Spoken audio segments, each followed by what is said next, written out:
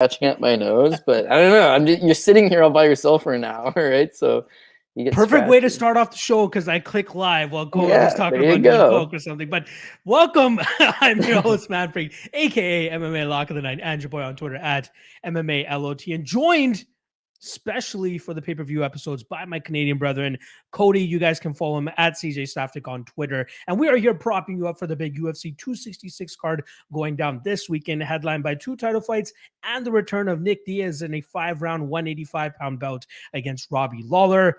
Cody, it literally feels like forever since I've seen you, because the last pay-per-view we did was the beginning of August, and then they give us the last weekend of September now for the next pay-per-view. So I haven't seen you in almost six-ish weeks, 5-6 weeks. Cody, what the fuck has been going on, dude? Give us a little bit of an update. Dude, when we agreed to do this whole thing, you were just like, how about you come on for pay-per-views? We'll do the big shows. I'm like, that's an honor, because John's got to come on and grind for them little cards, and, you know, at least lets me come on for the pay-per-views. But I happened to be able to do it, and I didn't quite realize that it was like 7 weeks between pay-per-views. So it does feel like a long time. And I miss this, man. I miss talking about props in specific. I miss talking fights with you. And yeah, I just couldn't be happier to coming back to a huge UFC 266 card as well. I know you had planned to be in Las Vegas, which, yeah, I don't fault you for not going down, but you've already seen Nick Diaz, right? So at least you were that Diaz GSP?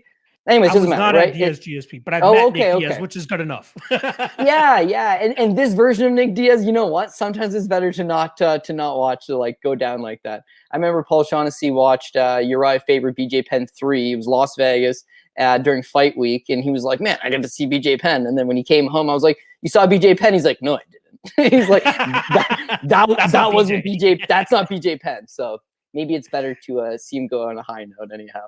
But I'm super excited to be here and talk about the fights. Absolutely. Yeah, I was supposed to be in Vegas. I ended up getting a last-minute seller who wanted to get the ticket off me. The thing is, I bought my 266 ticket before I went to the Apex experience last month.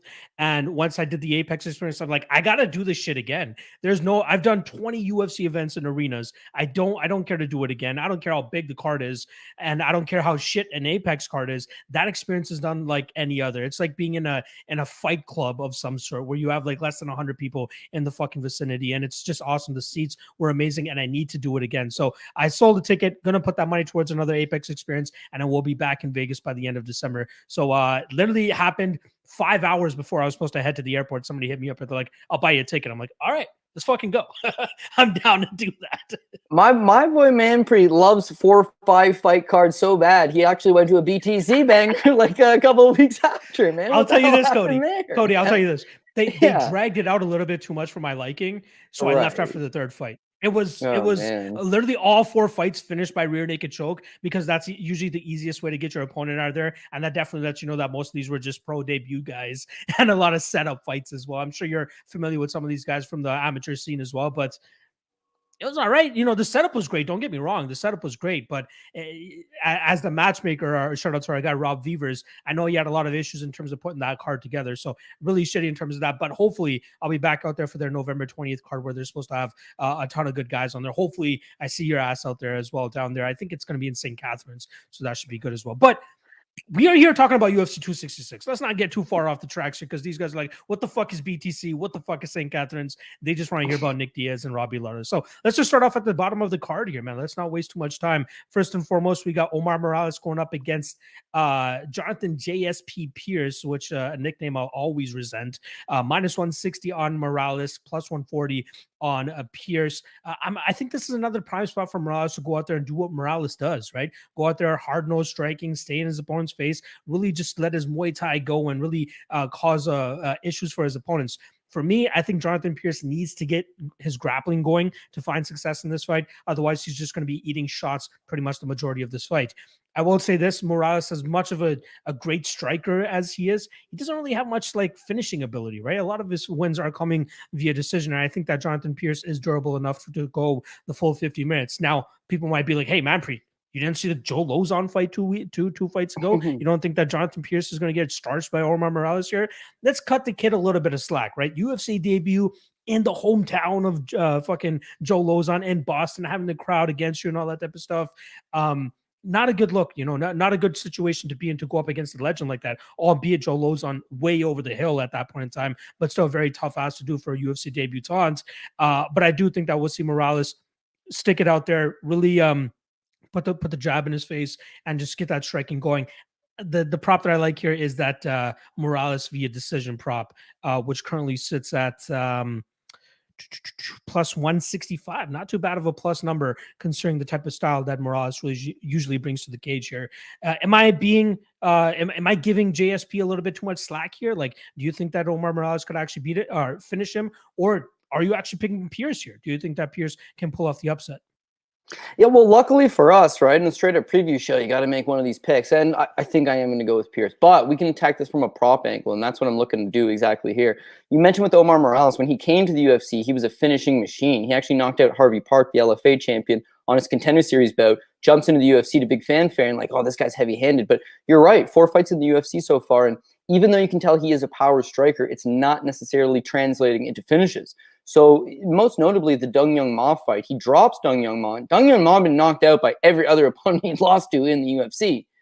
But yet that's another fight that goes 15 minutes. Gabriel Benitez fight, I thought he fought an excellent fight, right? Still lands under 70 significant strikes. The Giga Chikadze fight, we'll give him a pass there because Giga just turned out to be an absolute animal, right? And then even the Shane Young fight, again, it's a very good, strong performance from him. What I'm struggling with is that he tends to have a little bit low on the output side of things, right? He, again, is under 70 significant strikes.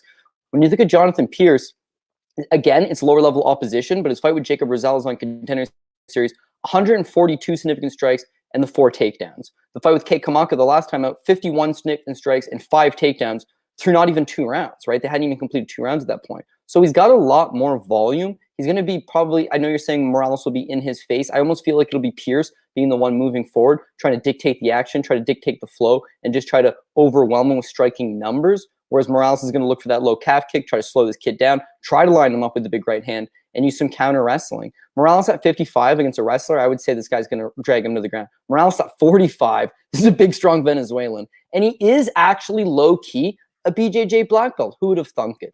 You saw him use his grappling a little bit more against Shane Young in his last time out. Prior to that, you haven't seen hardly any of it. I think he has 1 win by rear naked choke on the regional scene. So how do I see this one shaken up? Well, Moraes, 4 fights in the UFC, all 4 of them by decision. Talented striker. Pearce, meanwhile, is going to look to overwhelm Moraes, but Giga dropped this guy twice, and Moraes still saw the end of the buzzer, right?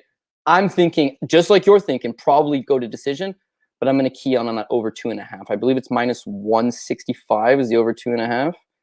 I accidentally marked it down as 1.5, so I just want to confirm. Yeah, the 1.5 is 350. Yeah, so the over 2.5 is minus 160, depending on what your book is, minus 170 in some spots, minus 163, whatever. Doesn't matter what your book is.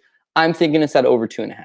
If we do see a late finish here, I think Moraes either chews up his leg, has him as a stationary opponent, hits him with something later on the fight, or Pearce, just like the Kei Kamaka fight. I was on Pearce in that fight. Unfortunately, I had Pearce by decision, and he just overwhelmed him. There was nothing Kai could do. And Kai is very much one of these strong, stationary boxers that in many ways represents a lot of the same threats as Omar. I just think Omar's a more advanced version of that. So I would actually take the dog in this spot.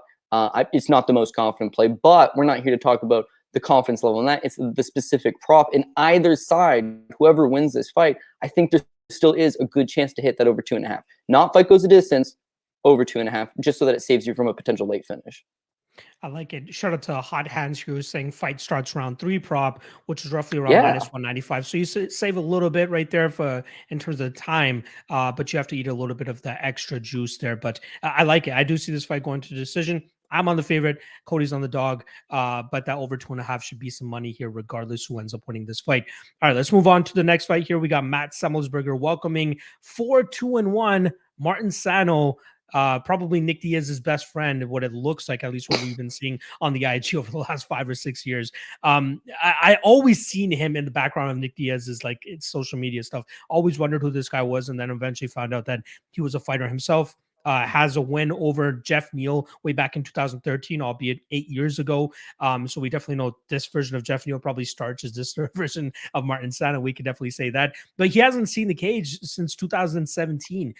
funny enough, Matt Semelsberger actually made his pro debut 2 months after the last time Martin Sano actually stepped inside the cage. So, and since then, obviously accrued an 8-3 record, 2-1 now, I believe, inside the UFC.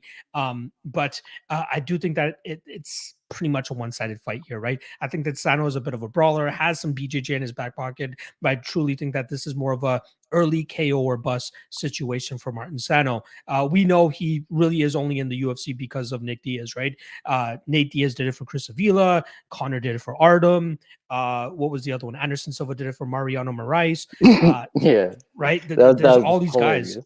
Exactly. Yeah. Now Martin Sano is the one, but it's pretty much an easy pick in this fight here for Matthew Semelsberger, in my opinion. In terms of how it's going to go down, I think Sano is kind of durable, but I think that Semelsberger hits with so much fucking power that I do think that he'll eventually find that knockout on Sano here. Again, it's going to be tough for a guy coming off a 3.5-year layoff to go in there and get back into live action, especially against a guy who pretty much wants to make this his life, right? Sano is down to be Nate Diaz or Nick Diaz's fucking side chick or whatever the hell it is on the side. They're trying to, or being his wingman in the clubs and stuff. He doesn't really want to do or become a UFC champion or anything like that.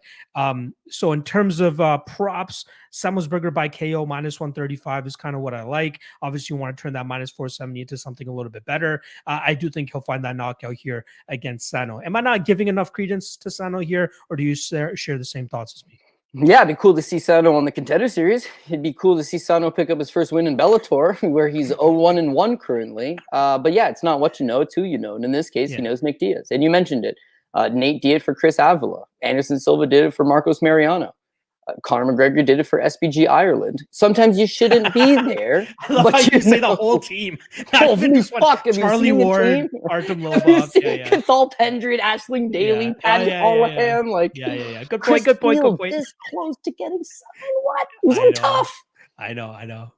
They're great regional scene guys. Some of the best guys in Cage Warriors in Europe. Unfortunately, it doesn't quite translate, but somebody. In this case, he's coming. I think you nailed everything. He's coming up a 3.5-year long layoff against Diego Herzog. The last time he saw action, 3.5 years ago. Last time he saw action, it was a draw against limited opposition for Bellator. The Dom Muhammad fight, knocked out in the first round. None of this bodes well. Even the Dominic Juarez fight.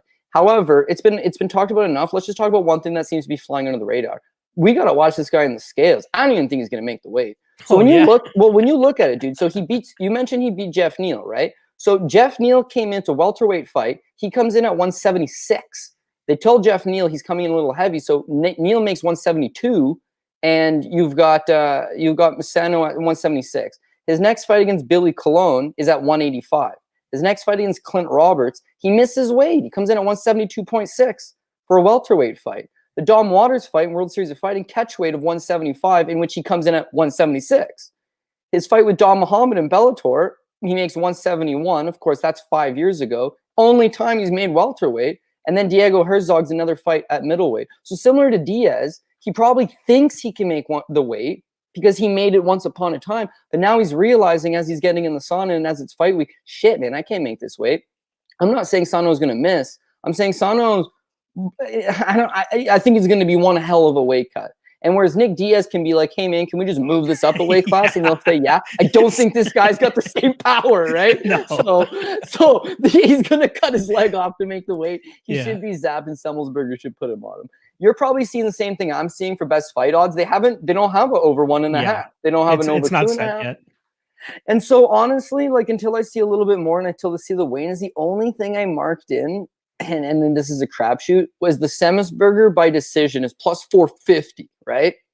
And the only reason I put that down is, this guy is a grappler. His jiu-jitsu is pretty good, BJJ black belt, and he's not a great wrestler. He's not a great striker, but if he is coming down from middleweight and he is a little bit of a stronger guy, it's possible that he's able to press the action up against the cage, slow Semelsberger down ever so slightly. And whereas Semelsberger beat the crap out of Carlton Minus, but still settles with the decision victory, I could see him just beating this guy trying to play off his back, this guy trying to tie him up, use jiu-jitsu just to stall some of the action. And at plus 450, only thing I marked down. But again, total shot in the dark. I'd rather see what the totals are in the fight and then go from there. And of course, see the weigh-ins. I do want to get your thoughts on this. Shout out to Coolbet, coolbet.com. Use promo code MMALOTN2. That match your initial deposit up to $200. That was smooth. Coolbet, I know. They do have the total set at 1.5, with the over being plus 100, under being minus 123. What's your thoughts on that? I take the over. It's even money. I take the over on that. I don't think Semelsberger, even though he's a 5-1 favorite, I don't think he goes out there and just absolutely bum rushes him.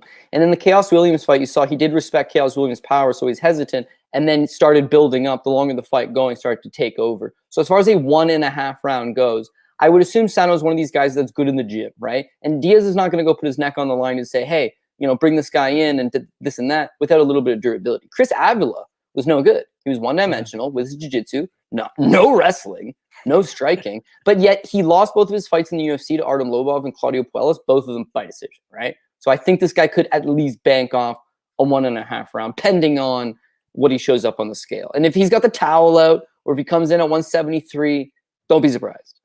Yeah, I definitely keep my eyes out for that. I did not even bother, honestly, looking into it that much in terms of the weight, but good catch from you there as well. All right, let's move on to the next fight here. We got another Nick Diaz Army veteran, if you want to call it. Nick Maximov making his UFC debut, going up against short notice Cody Brundage, who's stepping in for Carl Roberson. Seems like Roberson's absolutely destroyed his body in terms of weight cuts. At least that's what he's calling it. They pulled him out a little bit early, and in steps Cody Brundage here. In terms of odds, we're obviously looking at minus 155 for Maximov, who actually opened up at minus 350 on Bet Online, got quickly bet down, and now the return on Cody Brundage is around plus 125. This is another fight, just like Martin Sano, Matthew Semelsberger, where there aren't too many props for us to truly go off of. We only have over under 1.5, over under 2.5, and the fight doesn't go to decision. But I'm very interested to hear your thoughts on this fight. So in terms of how I'm going to quickly break it down, pretty much two grapplers going up against each other, right? I feel like Maximov is a little bit more well-rounded in the grapple or the jiu-jitsu aspect of it, and Brundage just a little bit more on the wrestling side here. I do think that given the short notice nature of this fight for Brundage, I don't know if he's going to be truly ready to go a full 15 minutes and a hard 15 minutes, especially if he's going to go out there and try to use his grappling or wrestling advantage that he should have in this fight. It's going to be tough for him to really control a guy like Maximov on the ground, which is why I believe that he might gas the longer that this fight goes. I do want to shout out the people that were able to get in early on Brundage around that plus 200, plus 180 mark. But now where the line is, I think it's a little bit more accurate.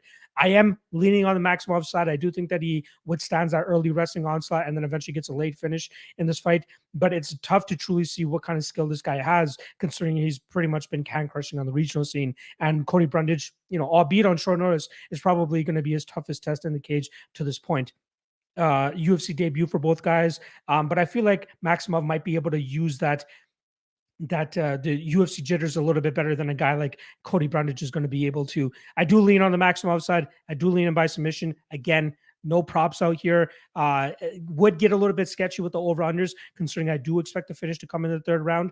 So I'd rather take the fight doesn't go to decision, which is currently plus 110 on one of these websites. But again, tough fight for me to truly break down. How do you feel about this one? Yeah, no, it all depends on what your book is, because you're probably seeing the same thing. This fight goes the minus 170 on one, plus 110 on the other, right? Right, yeah. So that's a big fluctuation right there. And as far as the fight doesn't go the distance at plus 110, well, that's the exact mark I took down. I think if Maximov is legit, then Brundage is probably going to tire. Maximov's going to be able to capitalize. And if Maximov's not legit, Brundage is one of these guys that comes at you, right? But you make a mention that Cody Brundage on short notice, and that's why we're expecting him to gas. I am expecting him to gas, but it's important to note he's not in on short notice. He was supposed to fight Dana White's Contender Series in 10 days from now. Yes, correct. Sorry. Yeah, you're right. Yeah, and whereas some people would say, well, it's a short notice replacement because Brundage obviously didn't know he was fighting Maximov. Well, Maximov didn't know he was fighting Brundage, right? So it's kind of a short notice spot for both guys in some sense. And yeah, interesting for sure. The Carl Roberson fight, Carl is a much better striker than Maximov. And Maximov is likely much better on the ground. So it's a classic striker versus grappler situation. And Maximov wrestled in junior college. If he gets this fight to the ground, it's probably going to be in his domain. Against Brundage, Brundage wrestled in college as well. In fact, wrestled at a higher level. And when you see him in his fights, he's more one of these powerhouse guys, better wrestling technique. The problem is that he muscles a lot of his technique. And as a result, he gets tired. When you see him in the regional scene, I mean, he's just running through these guys until he gets his own Contender Series fight against William Knight. Comes in as a minus 160 favorite. And I remember I backed him in that spot. I backed him because he had the credible wrestling. He was an undefeated prospect. Him and his wife, Amanda Bobby Cooper, who's a UFC veteran, had moved from Michigan over to Factory X Muay Thai. He seemed to be in really good shape. He seems to be improving. And against William Knight, where's William Knight good? I guess he's capable of knocking out anybody, right? He's thick Willie's thick Willie for a reason. But he's kind of a generalist and not particularly great in one area. So I thought Brundage would have success with the wrestling early on. Brundage takes him down. This is no problem. Problem is 2 minutes into the first round, he is cooked. He's gassed. And Thick Willie takes over. He does have a rebound fight where he got a third-round submission for LFA. His cardio did look to improve in that one. But again, when you're in the bright lights and Dana White's sitting cage side, and in this case, they're in the T-Mobile Arena, it's going to be a live crowd. People are excited. It is the early undercard, and you know how it is in Las Vegas. It's not like it's going to be completely packed up, but comparatively to what you've been fighting in front of, it's going to be a loud crowd, right? And Nick Maximov, he's one of Nick Diaz's guys. You could see that the crowd might be in his favor. All I'm saying is I expect that even Brundage with a full camp, Brundage improving on his cardio, I think he's going to get tired at some point. And when he does, it's up to Nick Maximov to capitalize and get the submission. I don't think Maximov is a very good striker. If Brundage comes out here and sprawl and brawls him, that would be his path to victory. My concern is that he sprawl and brawls him for a round and a half, maybe 2 rounds, eventually starts to get tired, and then Maximov gets this thing to the ground, secures the back, gets a rear naked choke, arm triangle, just whatever. I think he's only a brown belt still. He may have recently got promoted to black belt, but he's got a lot of competition experience. He was getting ready to try out for the ADCC North American trials. His grappling should be on point for this fight. So I'll go with the Nick Maximov side of things, but Nick Maximov's currently minus 170. So I think 155. Yeah, and I would feel much better with having a Maximov Brundage fight doesn't go the distance ticket at plus 110. Even though I'm a decision better, this one screams to me like someone's getting caught at some point. I like it. I'm glad that we're on the topic of fights getting finished, because this next fight, I'm pretty certain that we're going to see a finish in this fight between Uros Medic and Jalen Turner. In terms of odds, we're looking at minus 125 for Medic and plus 105 for Jalen Turner. I really like the fight doesn't go to decision here around that minus 160, minus 200 mark. I think both guys obviously bring a lot to the table in terms of finishing abilities. Medic, longest fight he's ever been in, 5 minutes and 51 seconds into that second round. But things get a little bit fishy for him, especially when the fight gets taken to the ground. And it looks like his cardio's, a little sketchy, and then even his ground game a little bit more sketchy. If this fight does hit the ground and we see a similar Uros Medic as we did earlier, I think Jalen Turner cuts through him like butter. I think he's very good on the ground. I think he should be able to have a complete dominance on top and eventually open up a submission or a TKO for himself. Uros Medic, we do have to, give him some credit in terms of what he's good at. Good striker, good power, but again, it's against Cans in Alaska FC. I did back Alan Cruz last time around and looked like a complete dumbass doing so, but I am not a believer of Uros Medic. He will be able to beat guys like Alan Cruz, obviously in hindsight, but I don't think that Jalen Turner is that guy that he's going to be able to beat. Sure, he could start him early here. Okay, I'd be fine with that, which is why I'm happy with taking the fight doesn't go to decision here. But I do like Jalen Turner, possibly in the second round. But the prop that really sticks out to me is the sub prop. Plus 800 for Jalen Turner to lock up a submission in this spot. And I think that could be live. I know Medic obviously training over there at Kings MMA, obviously rolling with Benil Dariush on a day-to-day basis, but you and me both know, like, just because you're with the guy for a year or a year and a half, you're not going to get to that level of BJJ and that amount of time, especially with Jalen Turner, who's been, grinding the mats for as long as he has. I think he's going to have the advantage on the ground. And I think his striking is serviceable enough that he should be able to stay out of too much danger from Uros Medic on the feet. And then I think he eventually drags this fight to the ground and gets that submission in the second round. But I wish the widely available total was under 2.5, which would obviously be a decent line as well, considering the fight doesn't go to decision, is between minus 160 and minus 200, depending on the places that you're looking at, minus 190 on Coolbet. But I like that number, man. I truly like that number. I think we're going to see a finish in this fight, and I'm going to side with the Turner side of things and take him by second round sub. Again, sub prop plus 800. Got to sprinkle a little bit of that. How you feeling about this fight? Yeah, well, I'm glad you brought up Kings MMA and training alongside Benil Dariush, because I was fooled on Tuesday with that Nikolai Vretnikov. It doesn't matter where you're training, who you're training with. Yeah, right? Fucking Vretnikov fucks some parlays for me too. Yeah, like what the fuck, man? He had a good first round, and then you know what happened? He tired. That's what happened. Is he tired? Was he skilled? Looked skilled. Regional show in LFA was like, whoa, this guy's got knees to the body all day, 3 full rounds. And then in front of Dana White, in his biggest spot of his career, he gassed out after one singular round. Won the round, gassed out, lost 2 and 3, loses the fight. And yeah, with Uros, it's the same thing. He's never fought longer than 6.5 minutes in a fight. The large majority of his career has been Alaska FC against lower level competition, where he just smashes through them. And then on Contender Series, he does get a lower level opponent, first round knockout. Against Alon Cruz, thankfully I was on the right side of that, but I think Alon Cruz has proven to be a limited guy, great output, but if you clip him early, you're going to put him away. Horrible durability. Yeah, Euros is one of these guys that's going to come in and swing in. Can he make improvements? Certainly he can make improvements. But yeah, it's up to, we really got to see them in there. In a sense, and I got burned like this a few times, but Randy Costa came to the UFC and like the guys he had fought, abysmal.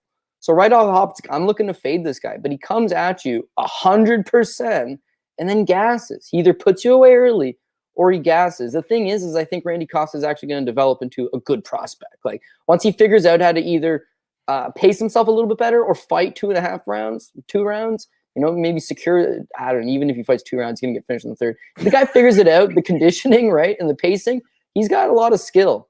With Euros, he's got power, right? I don't know that I necessarily see the skill quite yet. Now, he's done a great job of going out to California and seeking out some of the best coaches and training partners available. That's all good stuff. But I got to see it.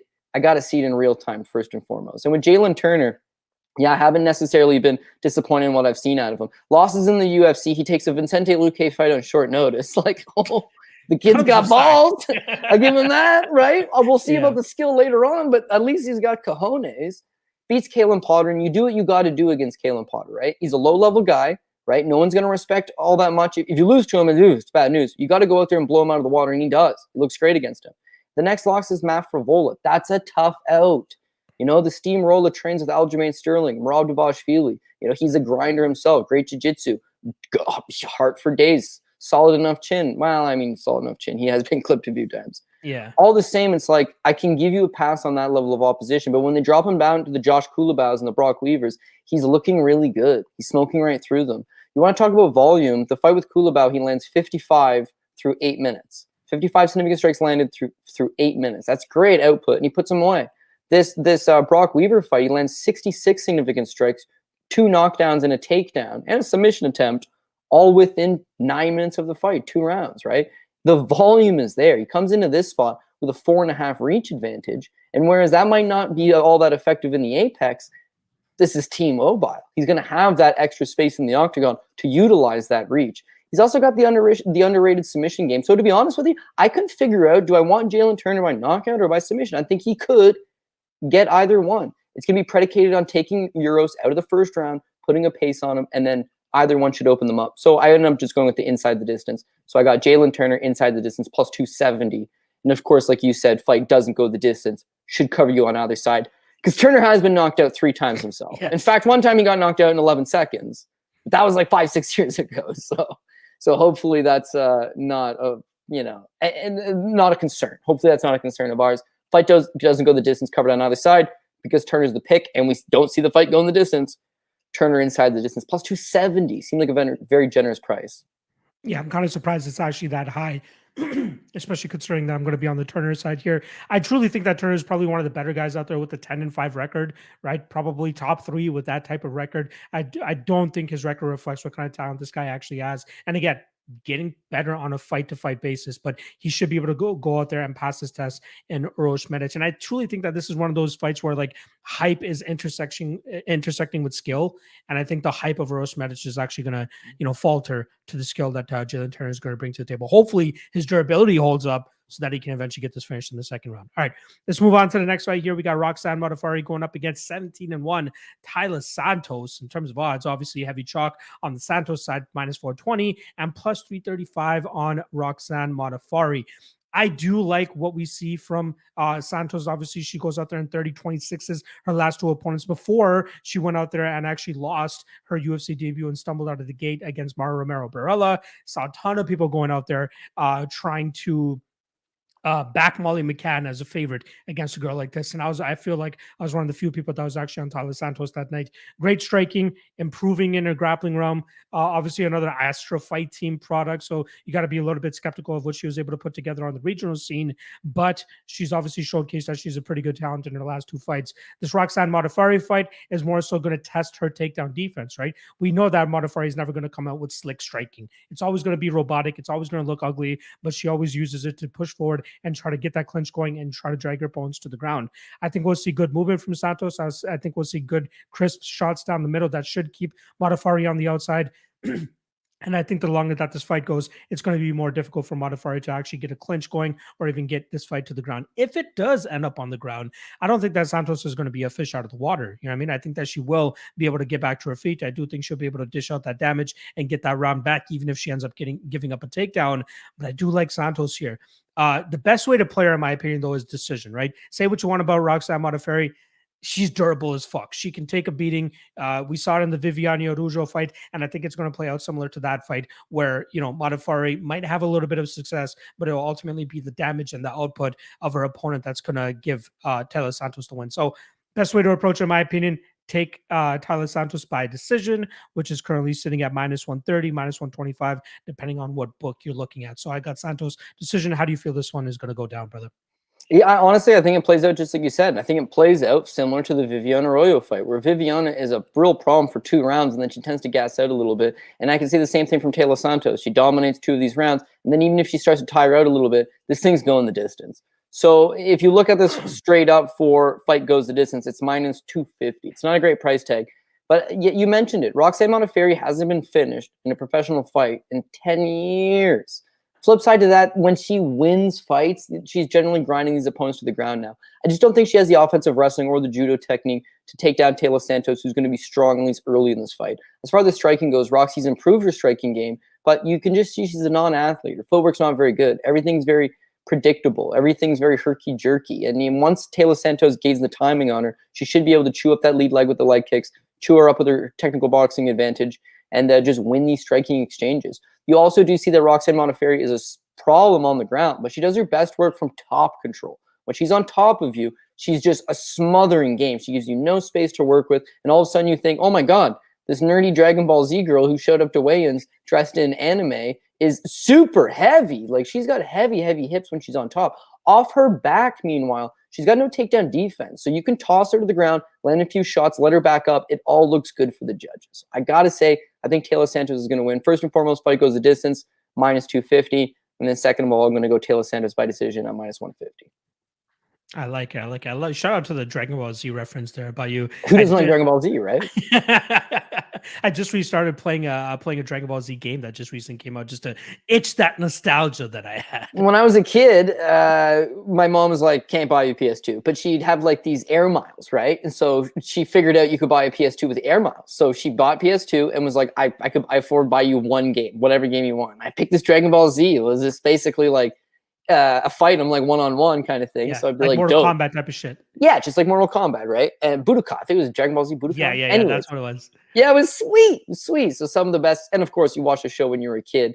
Spent 3 or 4 weeks of my life when I was a child just strictly devoted to watching Goku sum up some power for that spirit bomb. That shit went on all summer, right? The dedication. So I appreciate that, Roxanne. Yeah, and I'll admit, Roxanne's one of these fighters who's like abysmal, but when she gets in there, she just starts gaining the energy because the fans will it to happen, right? Every time she cashes a ticket, she's +250, +200, +350 over Macy Barber. It's like, good God, how does this keep happening? Why? Because the will of the universe wants the happy warrior, Roxanne Modafferi, to go on and have success. It's dope. It's dope. Hopefully it don't happen on Saturday, but otherwise I love watching it happen. I will quickly reference, so if you are still a gamer and you still want to itch that Dragon Ball Z itch, Dragon Ball Z Kakarot, great game, open world, goes through the story from beginning to end. You play through it all, fucking amazing, in case you guys are interested. All right, let's keep this fucking thing moving along. We got Shamil Abdurakhimov going up against Chris Daukaus. In terms of odds, we're looking at -200 for Daukaus, +170 for Abdurakhimov. Pretty binary fight to break down here, right? Daukaus wants to keep this on the feet, let his hands go, let his pinpoint accuracies, boxing go, try to find that chin of Shamil and put him down. Shamil wants to drag this fight to the ground and try to grapple fuck and possibly find a submission or a ground and pound TKO over Daukaus. However, 40 years old, Shamil Abdurakhimov. 2.5 years off, or 2 years off for Shamil Abdurakhimov. 5 or 6 canceled fights in between that amount of time. It's tough to back a guy like that, albeit he does have a grappling advantage here over Daukaus. I do think that Daukaus, every time we see him, his hands continue to get better. His physique, most importantly, continues to get better. And I think we'll see a much better version of him physically speaking, once he steps on the scales tomorrow, the guy continues to look like he's just dropping weight. I wouldn't even be surprised to see him at 205 if that's the rate that he's currently going at. But his hand speed, his movement continues to get better on a fight-to-fight basis. And I love the slow progression that they're giving him here. And I think a guy like Shamil Abdurakhimov is the perfect opponent for him to go out there, pick off, and eventually put out. So I hope that we do see him deal with a little bit of adversity here, just to kind of give him a little bit more, or give us a little bit more confidence that he can deal with the grapple heavy approach. But I think that Shamil is just going to continuously get stung by that straight down the middle. It's going to keep him on the outside. And I think shortly thereafter, we'll see Daukaus actually knock him out in this spot. So I do like Daukaus, obviously. Taking him to win by KO plus 120, even taking him to win inside round one at plus 250, not too bad of an idea. But I do like him to quickly dispose of Shamil in this spot. Give me an argument for Shamil if you have any. Otherwise, how do you think this fight goes down? If I was to play devil's advocate and present you with an argument, it's that, like you mentioned, you'd like to see Daukaus go through some adversity. I don't think he deals well with adversity. I think he's excellent at being the hammer. But so far, what we've seen through his regional show career is that when he doesn't have his own way, he tends to curl up a little bit. His last two pro losses, this Azuna and Oahu fight in CFFC, he starts off well. As soon as he starts to tire and starts to get hit a little bit, he crumples over. And this fight with Sean Teed, same thing. He gets tired in the second round and ends up giving an Americana despite having a grappling advantage in that spot. So since he's been in the UFC, he's fought Parker Porter, who he ran right through, Rodrigo Nascimento, who he ran right through, and Alexei Olenek, who is 43 years old, former middleweight, who he ran right through. They're attempting to give him another guy that they believe he's going to run right through. But with Shamil Abdurakhimov, he's a heavy hitter himself. And for whatever reason, he was able to clip him. He can do some damage. I mean, he shows a win 2 fights back against Marcin Tybura. His last loss is Curtis Blaydes, which is no bad issue there, man. Curtis Blaydes is a top heavyweight. And with his kind of wrestling heavy approach, it's a very difficult stylistical matchup for a lot of guys. Shows wins over Andrei Arlovsky, the knockout over Chase Sherman, that was a heavy duty win. So in a sense, Shamil presents a dangerous opponent. He's also got some decent underrated takedowns, some okay sambo game. I think he could potentially pose problems, but I know what the UFC is doing here, and I'm on board. I think Daukaus is one of these exciting young heavyweights, and they're looking to market these guys. Just like Tom Aspinall, they're looking to give them favorable matchups over guys that have a name within the division. Don't rush them along too fast just yet, but with heavyweight being such an old division, we need to groom this next generation of talent and this next generation of contenders, and that's what they're doing here. When you look at Shamil, right, after the Curtis Blaydes loss, they book him with Cyril Gane. You want to fight Cyril Gane? Fight falls through. They book him again against Cyril Gane. And unfortunately, Abdurakhimov pulls out. Then they book him with Augusto Sakai, falls out. Then they book him with Chris Daukaus. Fight gets rescheduled. They rebook him with Chris Daukaus. And Abdurakhimov pulls out with COVID. So that was just 2 months ago. So he's been recovering from COVID. He hasn't fought for 2 years. He's 40 years old. And wouldn't you know it, they just rebooked the exact same fight. They want this fight specifically. Now, why would you want to progress a 40-year-old Shamil Abdurakhimov who's fought once in the last 2 years? Well, there's not real much benefit in promoting him, right? The marketability is not quite there. The audience really hasn't been all that attracted to him. He's coming off a loss. He hasn't competed in a while. He's 40 years old. There's no upside.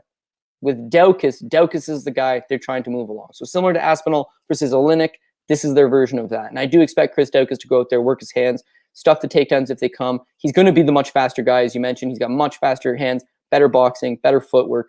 It's just, I want to see Chris Daukaus prolong that pace, be able to fight a good hard 2 rounds, a good hard 3 rounds. If he gets clocked, if he gets taken down, come back for all that. I'd like to see it too. But when I'm betting my money on it, don't want to see it. Don't want to see it at all. At least not this Saturday.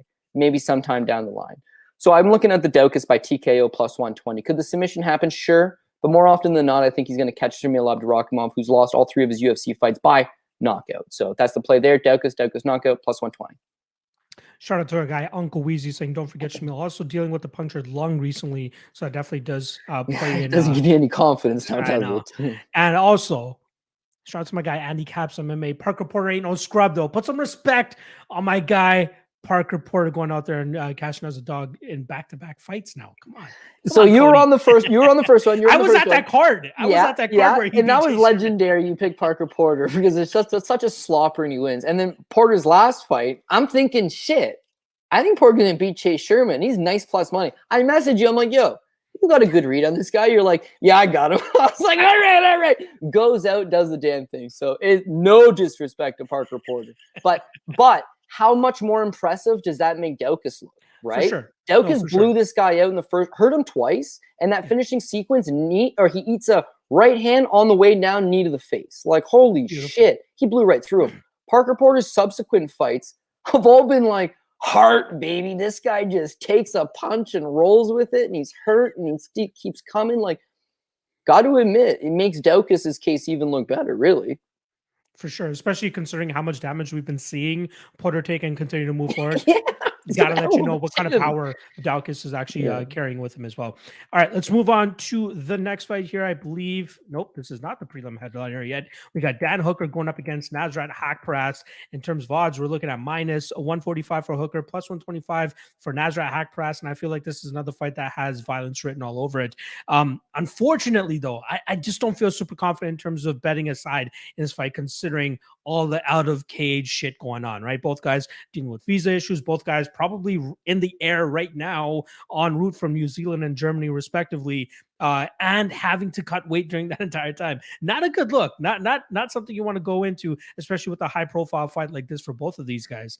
Dan Hooker, obviously technically the better fighter, right? Better jiu-jitsu in my opinion, better striking, better mechanics when it comes to the striking realm specifically. But Nasrat Haqparast has some mean power in his hands, and he just moves forward, blitzes forward, has decent speed as well, and is able to more often than not find the chin of his opponents.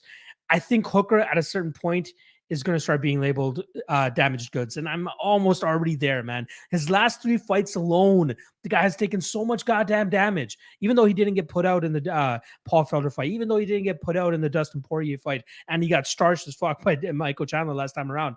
The guy is just taking so much damage. I just don't know how much longer his chin's going to be able to hold up. And now you're putting him up against a heavy puncher like Nasrat Haqparast. I lean with the dog here in Nasrat, man. The only reason I'm not actually pulling the trigger on him here is considering everything that's been going on outside of the cage. Again, visa issues. His mom just passed away, less than 2 weeks ago. He had something to deal with over there, right? He leaves his training camp to go bury his mother and then gets stuck in Germany, and now he's finally coming back. I believe he has 32 hours or less than 30 hours until he has to make weight from the moment that he stepped on the plane. And this is a guy that's had weight issues in the past. So that's something that we have to acknowledge as well. So if he steps on the scale, looks good to go, you know, I might have to take a little bit of a poke on that Haqparast KO, which is currently sitting at plus 310. But even the under 2.5 at plus 110, covering both sides, because we've seen Haqparast obviously be put out himself as well. I like violence here, man. Under 2.5 plus 110, but I'm going to lean with the Haqparast side of things at that plus 310 KO mark. I got to take a shot there. How do you feel about this matchup? You're usually the one that likes the overs here. Am I getting too greedy with the unders? How do you feel about this one? Yeah, potentially getting a little greedy on the over, but I think that it's probably going to be violence, like you mentioned. Dan Hooker, the way he fights, he just tries to put pace on you. And you mentioned, holy crap, look at the damage he took from Michael Chandler. First time he ever been knocked out to the head, right? Holy crap, look at the damage he took against Dustin Poirier. Oh man, the Paul Felder fight. That is a leisurely walk on a Sunday afternoon in Grand Central Park in comparison to the Edson Barbosa fight. Yeah, you're absolutely right. Damaged goods. But I just think he's still young enough that his body's able to come back. He wants these big spots. He's looking for big fights. He's always bringing it. And as far as the talent level goes, in a 3-round fight, him versus Dustin Poirier, he wins the decision. In a 3-round fight, him versus Paul Felder, I guess he beat Paul Felder anyways, but in a 3-round fight, he's got volume all day. It's rounds 4 and 5. I know Michael Chandler's Michael Chandler, but it's 4 and 5 where he starts to get in trouble. It's 4 and 5 where he starts to take an insurmountable damage and his body starts to shut down on him. As far as 15-minute goes, he's excellent at just wearing a pace on guys. Now, here's something else we have to look at. You mentioned Nasrat Haqparast is a heavy hitter, right? Nasrat's 5 wins in the UFC, 4 of them are white of decision. So I don't know really how much of a heavy hitter he is. He does let his hands go. He does throw with bad intent, but the results for the knockout, not necessarily there.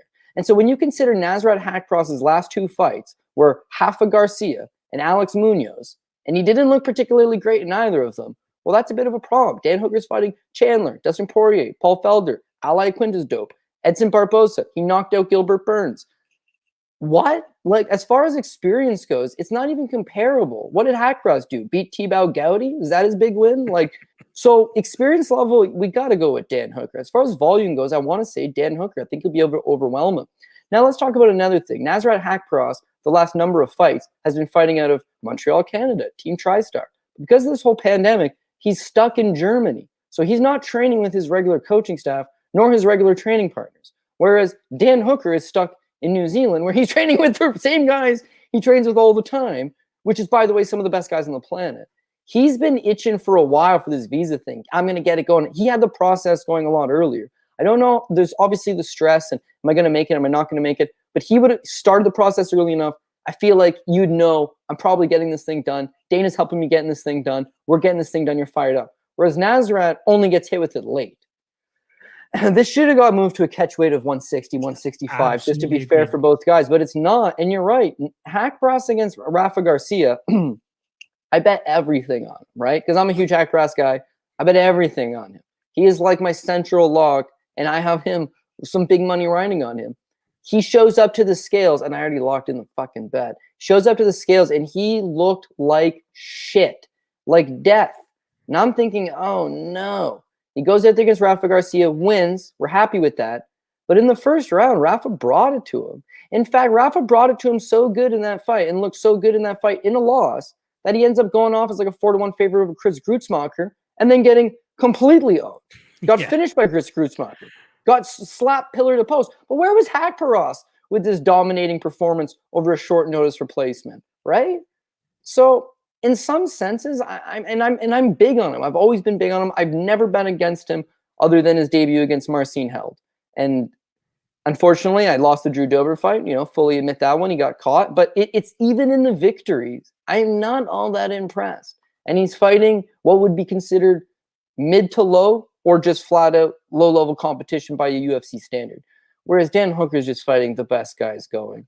Now, you mentioned fight doesn't go the distance, and I think that's going to cover you on both sides. I think the fight doesn't go the distance. Either Haqparast does chin check him, and you're right, and this guy is letting his hands go, and Hooker is damaged goods, or maybe Hooker overwhelms him. But I was hoping for the Hooker overwhelms him, and at plus 270 on a Hooker by TKO, that's what I went with. Nasrat doesn't like getting hit. No fighter does, I suppose, but he doesn't seem to react well to getting hit.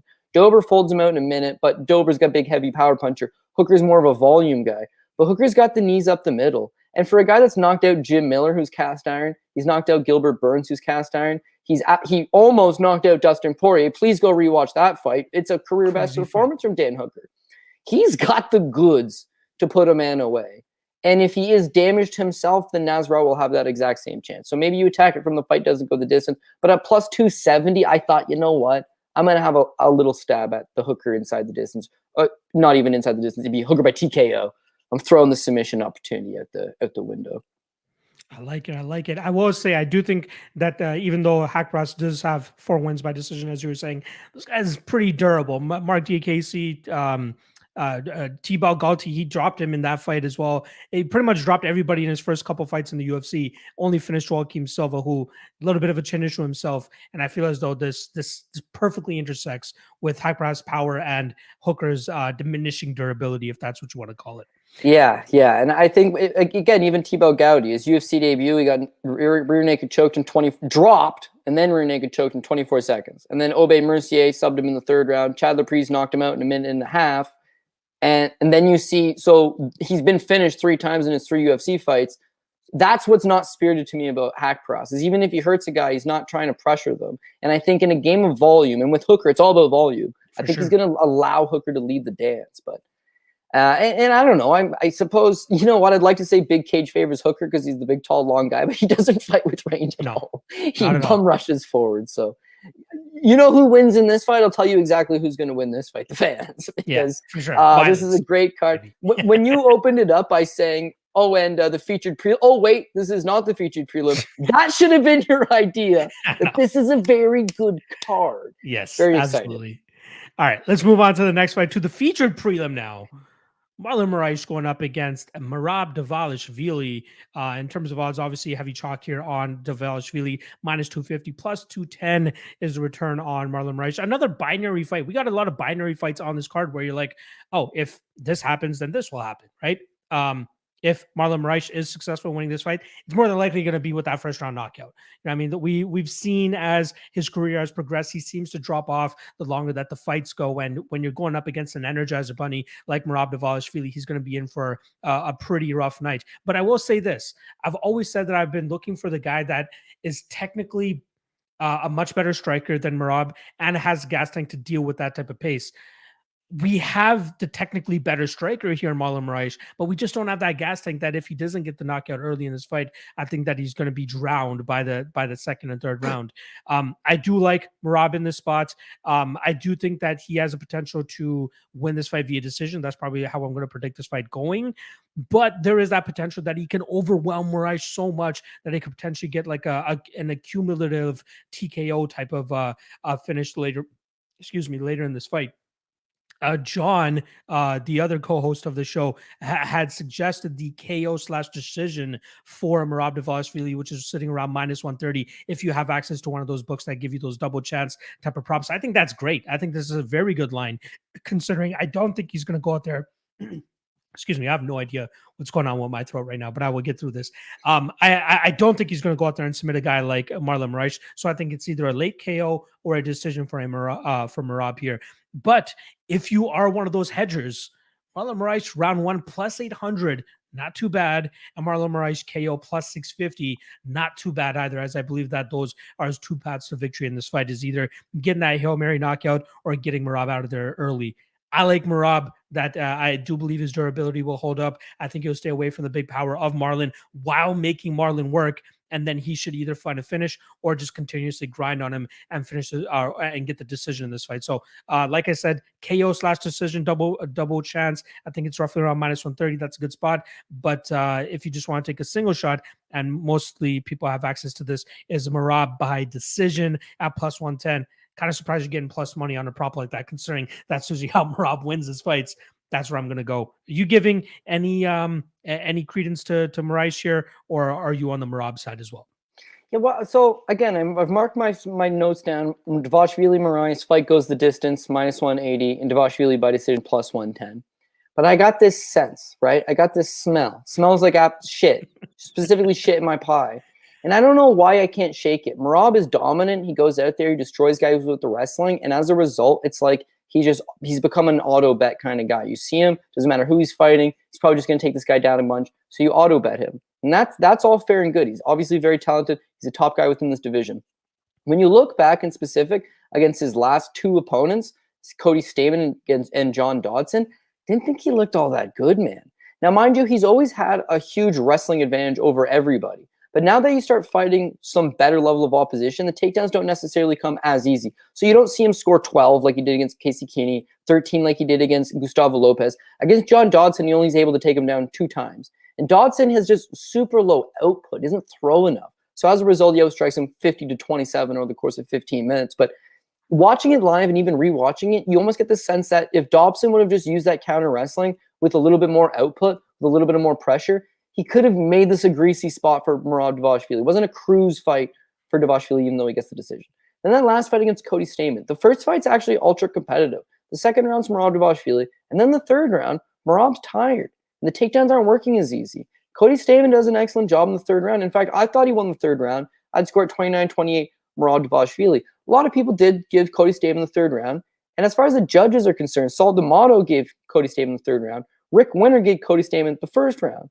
So all you need is one judge to see that first and that third, and there's your decision right there. We see bad decisions all the time. Wrestling sometimes just isn't enough.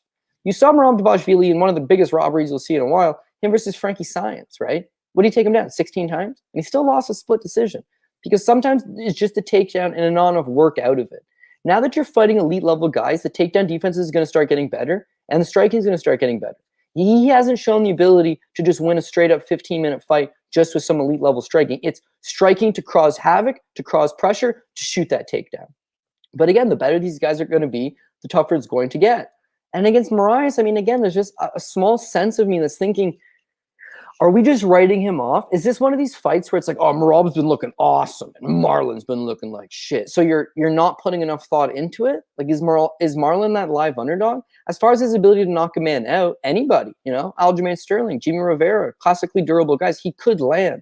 But beyond that, his takedown defense is pretty good. He actually stuffed 3 of 4 of Henry Cejudo's takedown attempts. He's a guy that shows traditionally throughout his career, he's fought a lot of wrestlers. He's been able to keep the fight upright, and he does have a significant striking advantage. Whereas his last time out, he was coming off a 2-month layover from a bad knockout loss. So he had lost to Corey Sandhagen with a wheel kick 2 months later, I don't even know who sanctions that. No, 8 weeks later, brutal. He loses again to Rob Font. Now he's had 8 or 9 months off to clear the cobwebs. He is 33. He's a little bit old. He's no longer with Mark Henry in New York. I believe he's at American Top Team over in Florida. If he shows up, he shows out, stuffs some takedowns, wins the battle of the jab, stays to the outside, uses those leg kicks, and has 2 rounds of cardio, Merab's not a finisher. Merab's not likely going to put him away. Merab's likely going to pick up decisions just like he always does. So it would be key to sprawl and brawl this guy and potentially pick up a couple wins. My pick will be Merab. But for Merab's price, Merab's history, everyone seems on Merab this week. Everyone's liking that Merab, even the Merab by decision, which again, at plus 110, looks good to me. Could that be the guy I end up having too much faith in a parlay somewhere along the line that ends up blowing it? I'm not as impressed with him as the numbers and the results seem to suggest that you should be, right? And so maybe I'm totally off on this. Maybe I'm being too hesitant, but like I got a little extra reserve for this one. We'll take Merab, but I do see that clear path of victory for Marlon Moraes. And what it all comes down to is he the damaged goods? You and I spoke about earlier about Hooker. Yeah, they've got Dan Hooker. Hooker's taking a lot of damage. You know, where is he at this stage? In Marlon's case, it's like, dude, Marlon's taking a lot of damage. Where is he at this stage? It's like, did I mention he's got to win over Jose Aldo? Legit. People say he didn't, but totally did win that fight. Close. Totally did win it, though. Yeah.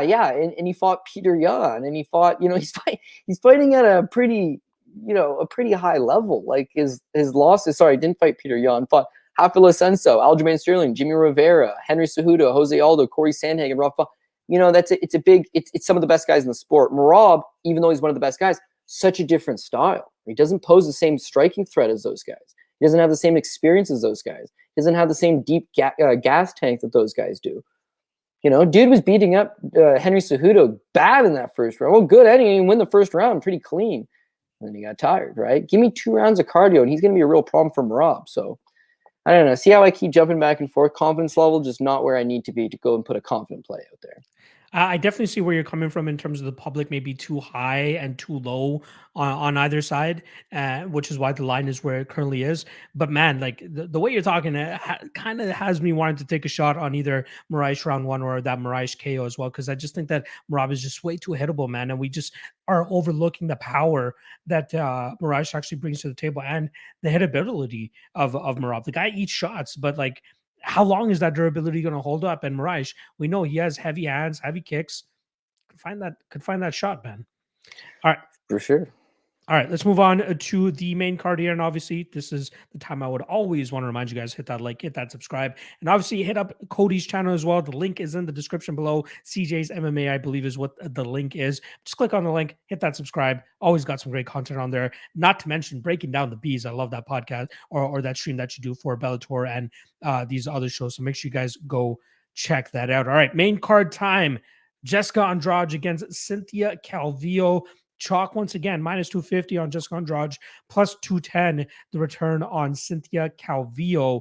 I think this is going to be an Andrade type of fight, right? Stalking her opponent for the most of the time, walking her down, landing big shots. I don't know if she'll get the knockout in this fight, but I do think that we'll see her control this fight for the most part. I think the way for Calvillo to be successful, similar to Jonathan Pearce in this first fight, I think they need to get success with the grappling. I'm not 100% sure if Calvillo will truly be able to get takedowns. Obviously, BJJ is very good, one of the better ones inside the UFC, and especially in that division in particular. But I think she's going to struggle in terms of getting Jessica Andrade down and dealing with the strength that Andrade brings to the table. And then after that, if this fight is on the feet, sure, Calvillo could possibly go out there and out-volume her. But I think that the judges are definitely going to see the amount of damage that Andrade is landing on her time and time again, that it's going to be hard not to give Andrade the decision. I think that Calvillo is durable enough to deal with that power, but I don't think that she's going to be able to deal with the damage that's going to be dished out to her. And I think optically speaking, the judges are going to kind of favor her in the spot. So I like the overs in this fight. Over 2.5 is minus 145. And then I also do like Andrade via decision, which is currently sitting at plus 175.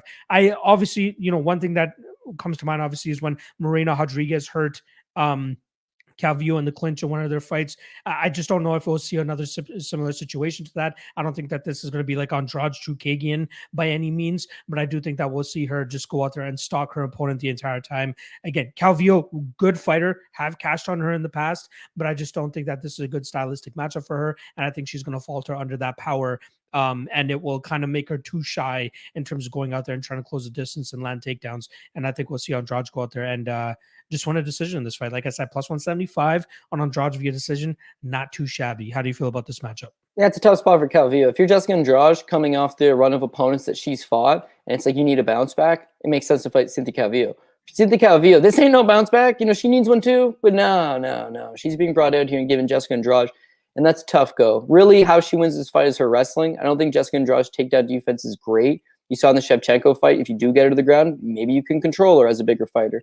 But that's Valentina Shevchenko, and this is Cynthia Calvillo. And let me tell you, Cynthia Calvillo was a minus 240 her last time out against Chookagian. And I was on Chookagian. Nonsense. Yeah, and I was on Caitlin, and I tweeted out like 45, maybe minute into the first round. I was like, live bet Caitlin right now. And it all came down to the stuffing of the first takedown attempt. Caitlin Chookagian loses if you can take her down.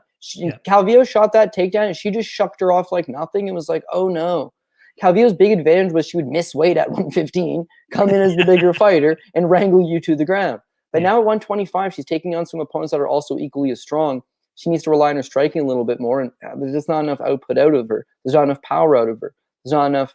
The technique is not necessarily bad, but she's going to fall behind on the scorecard. And Andrade is another fighter that we've broken out of many of them on this card, and we will talk about it when we get to the main event, especially. What has she got? What has she got left, right? What is she gonna? What is her head at? And it's not that Andrade is old or over the hill. It's that at her best, she wins this fight anywhere she wants to win this fight. Far better stand-up, right? She's just going to, not technically because she just loops those shots, but so does John Lineker. And who wants to fight John Lineker? Nobody. She'll close the distance. She'll pressure forward. She's always on you. She's tenacious. She works the body. She'll absolutely just put pace and rhythm on you, eventually break you down. Her wrestling, this girl used to fight at 135 and would pick girls like Raquel Pennington clear over her head and slam. She's so strong. As far as her BJJ, I wasn't impressed last time out, but she is a black belt. She got a nasty rear naked choke on her. She's the complete package. It's just once in a while you see her come and fight a questionable fight, right? Maybe her ring IQ is not quite there. Maybe her motivation level is not quite there. Maybe she's not quite as in shape. She's making beaucoup money on OnlyFans. How much is she committed to being the best martial artist in the world? And she's a former champion, but she's also lost to the champ. She's lost to another former champ. She's fought in the best of the best. And except for the one time where she took a 10-8 round and then picked a girl up and slammed her on her face, which, by the way, did I mention she's capable of doing that? Outside of that one time, she has actually been coming up on the short end of the stick when she's matched up against the elite of the elite. Fortunately for her, Cynthia Calvillo, especially at 34 years old, does not represent that elite of the elite. If for whatever reason Andrade shit in the apple pie and didn't show up, we're hitting overs, man. We're hitting overs on this fight. So I got fight goes the distance. I believe it was set at 120. You mentioned you got Andrade by decision at plus 170. I saw it at plus 120. Obviously, my book's trying to screw me one. But yeah, apparently some people got it earlier in the week at like plus 220 or something. So money's probably coming in on the Andrade by decision because last but not least, even if Andrade goes out there and does what she's capable of, Calvillo's losses are Chookagian decision, Carlos Esparza by decision. Those are her two pro losses, right? She's never been knocked out. I know what you're saying. We have seen her get wobbled before, but the fact is she came back. And even the Marina Rodriguez fight, she took a beatang at times in that fight against a very heavy power puncher in Marina Rodriguez, and again, still lived to tell the tale. So I think her chin and durability is enough to at least secure us that decision loss at the very least. And then if you're on the Andrade by decision side of things, perfect. So those would be the two shots I'm looking to take there. That we're in agreement there. Again, I know a lot of people think that Andrade will be able to get her out of there, but I got to give a little bit more credit to Calvillo in terms of being able to sustain damage and then, actually make it to the judges' scorecards. All right, let's move on to the next fight here. We got the heavyweight bout between Curtis Blaydes going up against Jairzinho Rozenstruik. Again, heavy chalk. Curtis Blaydes more than likely is always going to be a heavy chalk in his fights. Minus 300 here and plus 250 is the return on Rozenstruik. I have this hypothetical like heavyweight knockout artist gauntlet in my head. And unfortunately for Curtis Blaydes, he's running through it the opposite way. He's starting off at the top with Francis Ngannou. Can't get past him. Goes down to Derek Lewis. Can't get past him. Next up is Jairzinho Rozenstruik. And I got to believe that he's going to be able to go out there and knock out a guy like that. And just for reference, below Jairzinho Rozenstruik is Walt Harris. Just letting you know where the gauntlet starts. But I think he should be able to go out there, land the takedowns here against Jairzinho Rozenstruik. And albeit, I do think he looked pretty good with his striking in that first round against Derek Lewis. But then again, I could look better with my striking against Derek Lewis, knowing that if I just got to evade that big shot from Derek Lewis, I should be able to pick him apart. But that's what Curtis Blaydes did. He had a great game plan in that first round in terms of not rushing the takedown. Just throw kicks out there. Just stay at distance. Win on points. Evade those big shots from Derek Lewis, and that takedown will eventually open itself up. Unfortunately for him in that second round, it seems like he started to rush trying to get the takedowns. Like he needed to get the takedowns to get the win in that fight. And then unfortunately for him, went right into that power uppercut of Derek Lewis and ended up, starting up at the lights that night. But I think that he's learned enough from that fight. Don't shoot on the power side of a fighter, especially against a guy like Derek Lewis. Shoot on the weak side and you'll probably have more success and not get knocked the fuck out. Jairzinho Rozenstruik, obviously very low volume, looks for his openings and then kind of explodes from there. But I don't think he has a knockout power that Derek Lewis has, man. Derek Lewis is just another level, otherworldly with his knockout power. So even if he does land on Blaydes here on an entry, I think that Blaydes will be able to eat it and then quickly secure the takedown thereafter. I still think that Jairzinho is a bit of a fish off of his back. I was kind of surprised that Overeem was not able to put him away in that first round when he got him down when they had fought. But I think when you have a guy like Curtis Blaydes was crushing top pressure and is able to pass guard pretty well, and obviously massive, nasty elbows from on top, I think he's going to be able to slice through Jairzinho Rozenstruik like butter, and then eventually find a TKO or a submission after that. The submission prop, it's something that I've kind of been teasing every now and then. I know Blaydes likes to go for that TKO more often than not, but I feel like submission opportunities will open themselves up, especially against a guy like Jairzinho, who's not the greatest off of his back. Plus 1,000 for Blaydes to win by submission. I'd have to take a little bit of a sprinkle on that, but I do think that we'll see Blaydes ground this fight and then find a TKO after that. If the total was set at 2.5, I'd probably take the under 2.5, but it's set at 1.5, and we might need a little bit of that second round for Blaydes to truly find that finish in this fight. So I like Blaydes inside the distance, which is currently sitting at plus 130. I like that line. Again, under 1.5 is getting a little risky at plus 140 because we might need to see Curtis kind of, he might do the same thing he did in the Blaydes fight or the Lewis fight. Just put the striking out there, stay busy enough, don't rush the takedown, and then eventually find that takedown and go to work from there. So I like Blaydes inside the distance plus 130. How are you liking this one? Did we lose you? We may have lost Cody. Cody. Yep. We lost Cody. So I'm going to continue to talk about this fight until we get Cody back in here.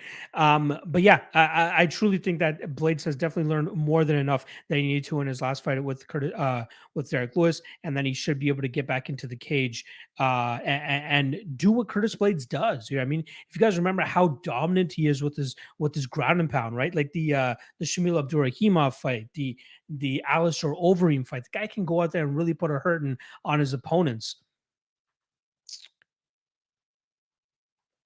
I'm sure Cody's just having a little bit of Wi-Fi issues. He should be back in here very shortly. Let me just shoot him a message.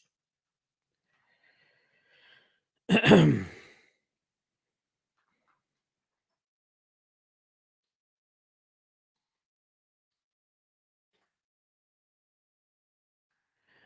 another very binary fight in terms of trying to break this one down, right? Needs his takedowns to secure victory, and Jairzinho needs to keep the fight standing. Cody, do we have you back? Yeah, I don't know why I dropped out there. But yeah, no, I think we're on the same page. We know with Blaydes, he's probably the better wrestler in the division, one of the best wrestlers in the division. He gets his fight down to the ground. That's where he's comfortable. That's where he does his best work, unfortunately. And I'm not even going to call him chinny. So unfortunately, he's had a bad run of taking on the best power punches in the game. If you were to just quiz, and you've been watching the sport for a long time, right? So if you were just to quiz and say, who's the heaviest power puncher in UFC history, heavyweight division? Francis Ngannou. It's like, well, who's the second biggest power puncher in UFC history? Like, Derek Lewis. And who's the third biggest power puncher in UFC history? Tank Abbott. But four might be Jairzinho Rozenstruik, right? He don't hit as hard as my boy Tank, who You've still not seen the human body shaped like that when a man hits them. My God, Steve Melmark still hasn't woken up from that shit. But yeah, it's just with Blaydes, he's taking on some very, very heavy-handed guys. And at heavyweight, unfortunately, everybody can crack, and that's going to be an issue for him. You mentioned that you thought he fought an excellent game plan against Derek Lewis, and I'm not so sure I agree with that. He struck for the entirety of the first round with him. I think you need to wear on him with the wrestling. And I know you don't want to overcommit. You don't want to overshoot something, but don't shoot in the open space, right? You need to use your strikes to back him up against the cage and then shoot against the cage. He's not going to generate that same force behind there. With Jairzinho Rozenstruik, yeah, the fact that Alistair Overeem was taking him down, and rewatch that, man. It's like a football tackle. Like, it's not even really high-level wrestling. It's just a big, strong man tossing you to the ground. Blaydes should be able to do that. But I'm not so sure Blaydes is going to be in a rush to finish this fight. The longer he's pounding on Jairzinho, trying to put him away, he does open himself up to potentially a scramble. He does open himself up to tiring out. He does open himself up to, if this thing gets onto the later rounds and I don't conserve myself, I'm going to be in some trouble. You have seen him in a couple fights, Alexander Volkov, Justin Big Titty Willis. Sometimes he'll just take the fight to the ground, and it's not like he's just not doing any ground and pound. It's that he'll look to control a little more than anything else and just rinse and repeat with his wrestling. So, to be honest, I don't like any of the props on this one. I know you're inside the distance here. I actually looked at the Blaydes decision plus 200, but you've got two big heavyweights, and especially a guy like Jairzinho Rozenstruik, capable of either knocking you out or being completely defenseless and vulnerable off of his back, which is a position Blaydes is likely going to get him in. So I'm going to go with Curtis Blaydes. As far as a prop standpoint, the only thing I marked down would be the Blaydes by decision plus 200, but I don't really like it. I think more often than not, I'll just use Blaydes as ticket material. And that's a scary premise because I'll tell you something. I thankfully bet against him in the Ngannou fights, but he cost me big in the Lewis fight. I'm sure he cost a lot of people big in the Lewis fight because Lewis has cost a lot of people money in Lewis fights.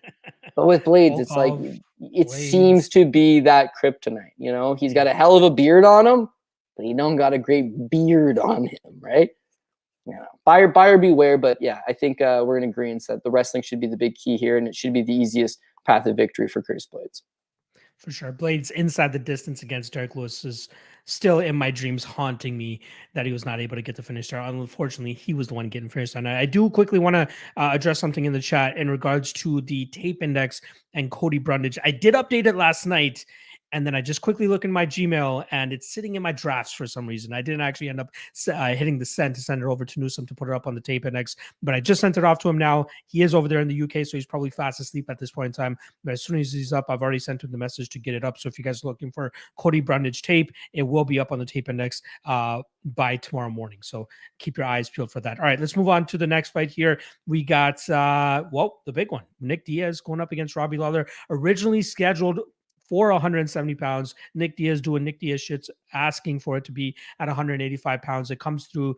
And now the odds, we are seeing a lot of action on Robbie Lawler over the last 24 hours after that one clip of Nick Diaz came out where he's like shadow boxing. And if it really takes that much for people to invest their hard-earned money on a side, this may not be the game for you. And Robbie Lawler may end up winning. Don't get me wrong.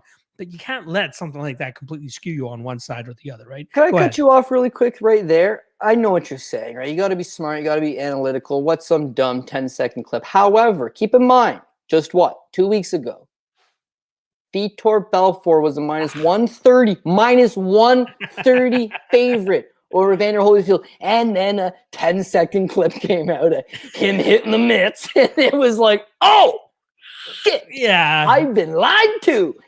Boom, and he steamed right over to 230 and looked like he was a minus 10,000.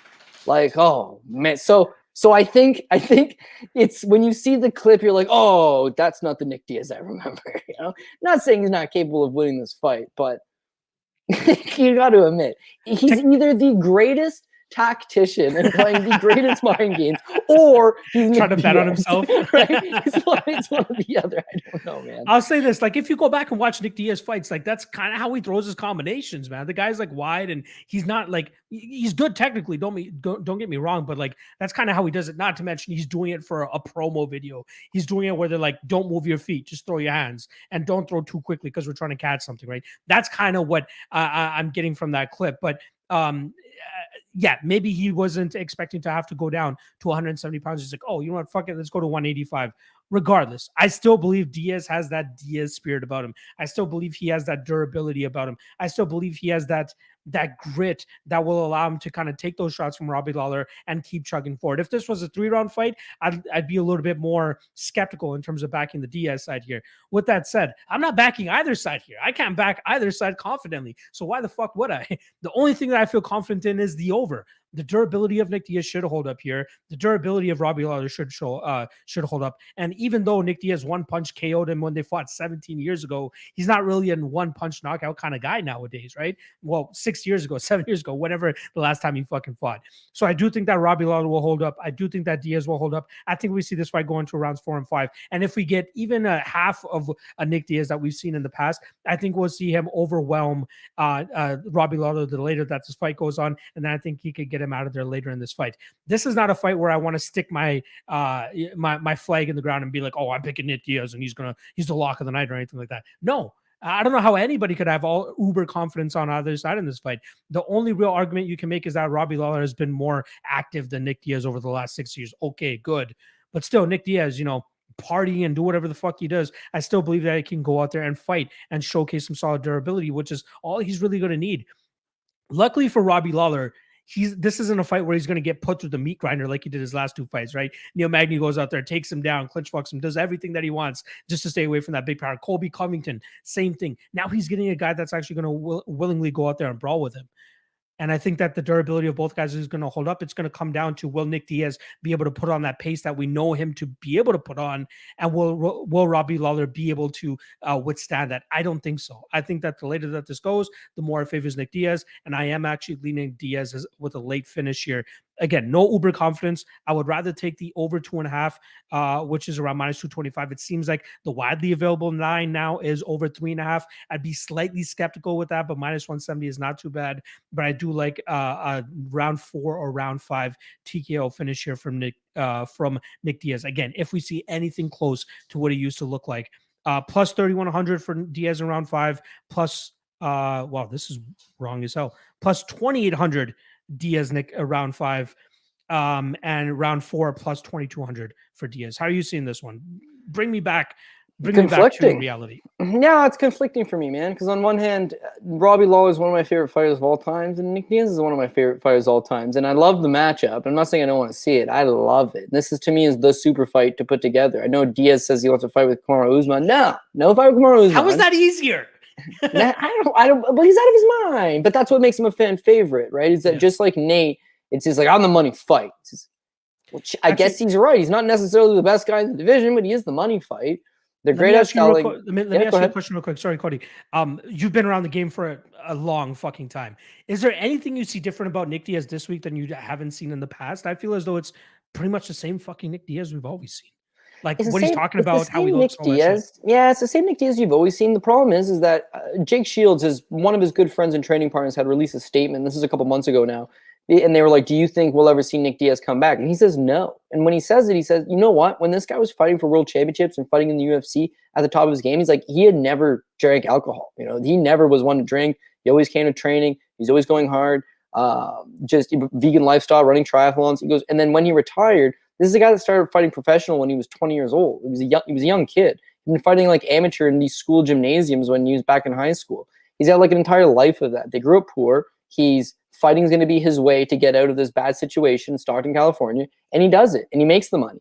And now he's a millionaire, not a multi-millionaire, but he's a millionaire. He's comfortable enough. He doesn't want to take the punches anymore. He wants to enjoy a life. And that interview, everyone keeps saying, oh, it's so sad and this and that. What he's saying there is that, I'm going to get my ass kicked. I'm going to beat this guy, but I'm going to get my ass kicked. And unfortunately, you can watch any Nick Diaz fight you want. He almost always gets his ass kicked and then finds a way to win. The Paul Daly fight. Remember they had but Jinx, motherfucker. Yeah, and it's not even just that. Look at the Iron Mike Ina, right? They fought back in the day. Mike Ina floors him in the first round, right? Thomas Denny put it on him for 3.5 minutes of that first round. Almost beat him in the first round. Like, what the hell is going on here? BJ Penn, right? Remember when he lifts BJ's face at the end of the fight? You can't even recognize Diaz. And that was a walk in the park fight for him. The problem is when you stand in that close of range with your hands low, teeing off with 5 and 6 punch combinations, rip into the body, you're always going to leave yourself open. And at some point, he just got tired of getting hit. He got tired of getting hurt. He got tired of being the guy that bleeds every fight. And so he enjoys his money, he enjoys his retirement, and he parties with his buddies. And if you've seen, I'm sure you have on Instagram and social media, you know, he's a party animal. He's done no professional training at a high level. You know, he's been training with guys, and he's been training with Nate. Even then, he hasn't really been training with Nate. Nate's been putting in his own camps because Nick's off. Now, 5 years ago, he takes a fight with Anderson Silva to give him $500,000 flat, and that was enough for him to run away for another 5-6 years. You ever seen, is it the movie Knocked Up with Seth Rogen? Seth Rogen, yep. Yeah, he's like, oh, I got a lawsuit back in the day. I got $15,000. She's like, you've been living off $15,000 for the last 10 years? He's like, I eat a lot of spaghetti. That's probably Nick Diaz. Like, you know, he made $500,000. It was like, cool. You know, I'm just going to chill on this. That interview now suggests it's like, well, I got to get paid, you know, and my sponsors want me to fight and my friends want me to fight. And I'm not saying fighting is all he's good for, but Nick Diaz is not going to drive a forklift in a factory, right? Nick Diaz is not going to write a book. Nick Diaz is not going to go and give public speeches on drug awareness. Like, he's just I'm not trying to disrespect this guy in the slightest bit and say there's not other things he could do. There's a zillion things he could do, right? But there's nothing in this world that Nick Diaz can do that's going to pay $500,000 for 30 minutes of work. So he realizes, just like everybody else, I got bills to pay. He's 38 years old. He's coming back, and all of that just doesn't make it spirited. All that doesn't cast a whole lot of confidence in him. But you nailed it, man. He's got a lot more volume than Robbie, and volume should allow him to take over in the rounds in 4 and 5. The fact that this is booked as a 5-round fight would suggest that that should be an advantage toward Nick Diaz, but I just have so much conflicting thoughts either side. Like, everyone keeps saying, well, Robbie doesn't throw enough, dude. Look at Robbie now. Robbie never throws now. But Robbie's last fight is Neil Magny. So if I throw, he's going to take me down. So you get real hesitant. Then before that, you fight Colby Covington. Well, you know what? If I let my hands go and I throw, I'm going to get taken down. So you get a little hesitant. Before that, he takes on Ben Askren. Before that, he takes on Rafael dos Anjos. Before 2 fights before that, Tyron Woodley, not that that one had any wrestling in it. He's taken a lot of these guys where if I let my hands go, I'm going to get taken down. Nick Diaz ain't not taking down Robbie Lawler. In fact, Robbie could go out there and take Diaz down. I just don't know that Robbie's looking to entertain the crowd, and he realizes shooting a takedown on Nick Diaz is a last case situation. He's looking to meet him in the middle of the cage and go will for will. And if that's the case, hey, it's hard to break Nick Diaz. It's hard to break Nick Diaz. It's hard to break these guys. So listen, I thought it was lined right as a 50-50 fight, and then the clip came out, and then the interview came out, and now you're seeing it swell out towards Robbie Lawler at -150. And I'm not saying all of a sudden I'm willing to take a shot on Nick Diaz, but it's like I'm not as confident. I didn't get any more confident from seeing that stuff. Like you said, that's kind of who he is. That's fair. That's kind of who he is. I didn't gain any confidence from there. It's that at 185, him knowing he couldn't make the weight. I'll leave you with this, and we can move on. The official pick for me, as of right now, is going to be Robbie Lawler by decision. The over 3.5 in specific is what I'm looking for. That could change. Want to see who lands. But I will leave you, over 2.5 is at -225. Not great, but I think it's going over 2.5. I'll leave you with one thing. Nick Diaz comes out here and looks great and beats Robbie Lawler. He may be the smartest man in mixed martial arts, because it could all be mental warfare. The clip, hey, I'll just throw out some dinky shots that look bad. The interview, classic Nick Diaz interview, where it's like, just the whole thing was just not comical. It was sad, but it was also like, have you ever seen a Nick Diaz interview where he didn't sound pretty much just like that? And last but not least, I'm one of these guys. Everyone's thinking like, dude, he can't even make 170. He's out of shape. Dude, he may have lured to get this fight at 85, which better suits him, right? He's bigger than Robbie Lawler. The extra weight would probably help him out. I don't know. No, is Nick Diaz a crazy madman? Is he a mad genius? I'd like to say no, but this is the sport of MMA, the greatest sport in the world for a very specific reason. Anything can happen, and that's what makes it thrilling. But yeah, I gotta go with Robbie Lawler, the over 2.5. Maybe have a stab at that Robbie Lawler by decision until I see the scales, until I see anything that's overly going to change my mind and give me, unless I get a much better price on Diaz. And the way money's coming in, who knows? But I got to go with Robbie. And of course, again, everybody wins in this fight because it should be entertaining regardless of what happens. Yeah, this is the one fight I'm going to keep out of all my DGen parlays. I want no financial stake in this fight. I want to sit back, watch this fight, baked out of my mind, and know that I have no money on this fight because I just want to enjoy it pretty much. I will say this last thing about this fight, actually, I found it interesting that Robbie Lawler, when he fought Neil Magny, he was the one that initially engaged in the clinch and the takedown, which is when Neil Magny quickly turned it around. He's like, no, motherfucker, this is my realm.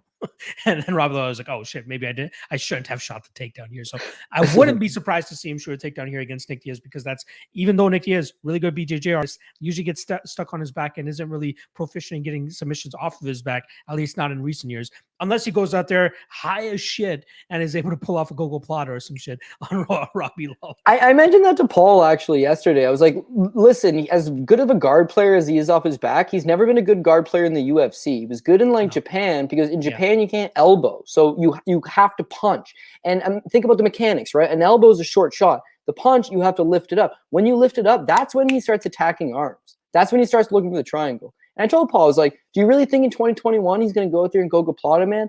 No, probably not. So it would be an advantage for Robbie on top. And then in the last 6 years since you've seen Diaz, the only thing you've seen is him on Instagram, high as shit, drunk as shit, fucking around with nunchucks, or like slap boxing guys at his poolside. He's always poolside, this guy, right? Him and Martin Sano always fucking grappling poolside. Yeah, they're always poolside, these guys. Meanwhile, Robbie Lawler, the last 5-6 years, has been looking deezed up. Even though the results aren't showing for themselves, he's been fighting nothing short of top 10 competition. And he was he left ATT, which you would always say, hey, that's a mistake. But he was one of the few guys that got on with Sanford right off the hop. And he's kind of like the veteran in the room. You know, they use him for some coaching obligations. He's been doing a little corner work. And beyond that, he's just like that savvy veteran old dog in the room. But he's getting rounds with top guys on a day-to-day basis. And Nick Diaz has been grappling with Sano. Robbie's been grappling with Gilbert Burns. Well, Diaz was poolside and Robbie was on a mat. So I think Lawler has the advantage there. yeah, I don't know. All that causes me to say I got to have Lawler. But if you were ever going to get a plus money and the other guy's name is Diaz, and you know, I shouldn't say there's a lot of bad Diaz's out there, specifically this breed of Diaz. Yeah, why not take the plus money shot? But of course, when you have Nate Diaz this close to knocking out Leon Edwards, and it's like a video game. It's like, hit A, finish this fight. Hit B, Stockton motherfucker, what? It's like, don't hit B for the love of God. Yeah. And he does. And he does. So you see, Nick, the last time we've seen Nick in the octagon, he's lying down. Like, do you really trust this guy to fight for your dollar? Maybe not. But like you said, enjoy it. Enjoy it from a fan perspective. It's going to be fun. It is fitting that we end this breakdown with 209 live viewers, so shout out to you guys. We are moving on to the next fight, which is the co-main event and a flyweight women's scrap for the title. Obviously, Valentina, the GOAT, Shevchenko, going up against Lauren Murphy, who is 5-0 in her last 5 fights. In terms of odds, obviously minus 1,300 for Valentina Shevchenko, plus 850 is a return on Lauren Murphy here. Now, just like last week when I was breaking down the Sarukian fight, it's always like, okay, we know who's going to win, but how are they going to win? Let's see if we can extract any value from this fight. And I feel like the over in this fight is the way to go. I know a lot of people are seeing Shevchenko going out there and just absolutely mauling some of these women on the ground. Lauren Murphy, probably a little bit stronger than the women that Valentina has been going up against over the last couple fights. I do think that she'll be able to survive the early onslaught, especially if it's a grapple-heavy attack. But I do think that we'll see Shevchenko start to wear on Murphy and then eventually get a finish later in this fight. But I do like the over 2.5, which I think was roughly around even money. Murphy, you know, her striking has definitely gotten better since she's moved down to Texas and work with, I think the guy's name is Bob Perez or Eric Perez, wherever the guy's name is, the guy who trains Derek Lewis as well. And her striking has definitely gotten a little bit better. But, you know, Valentina Shevchenko just a completely different level. I don't think that she's going to be able to hang with that type of striking or that type of expertise coming from the GOAT Shevchenko here.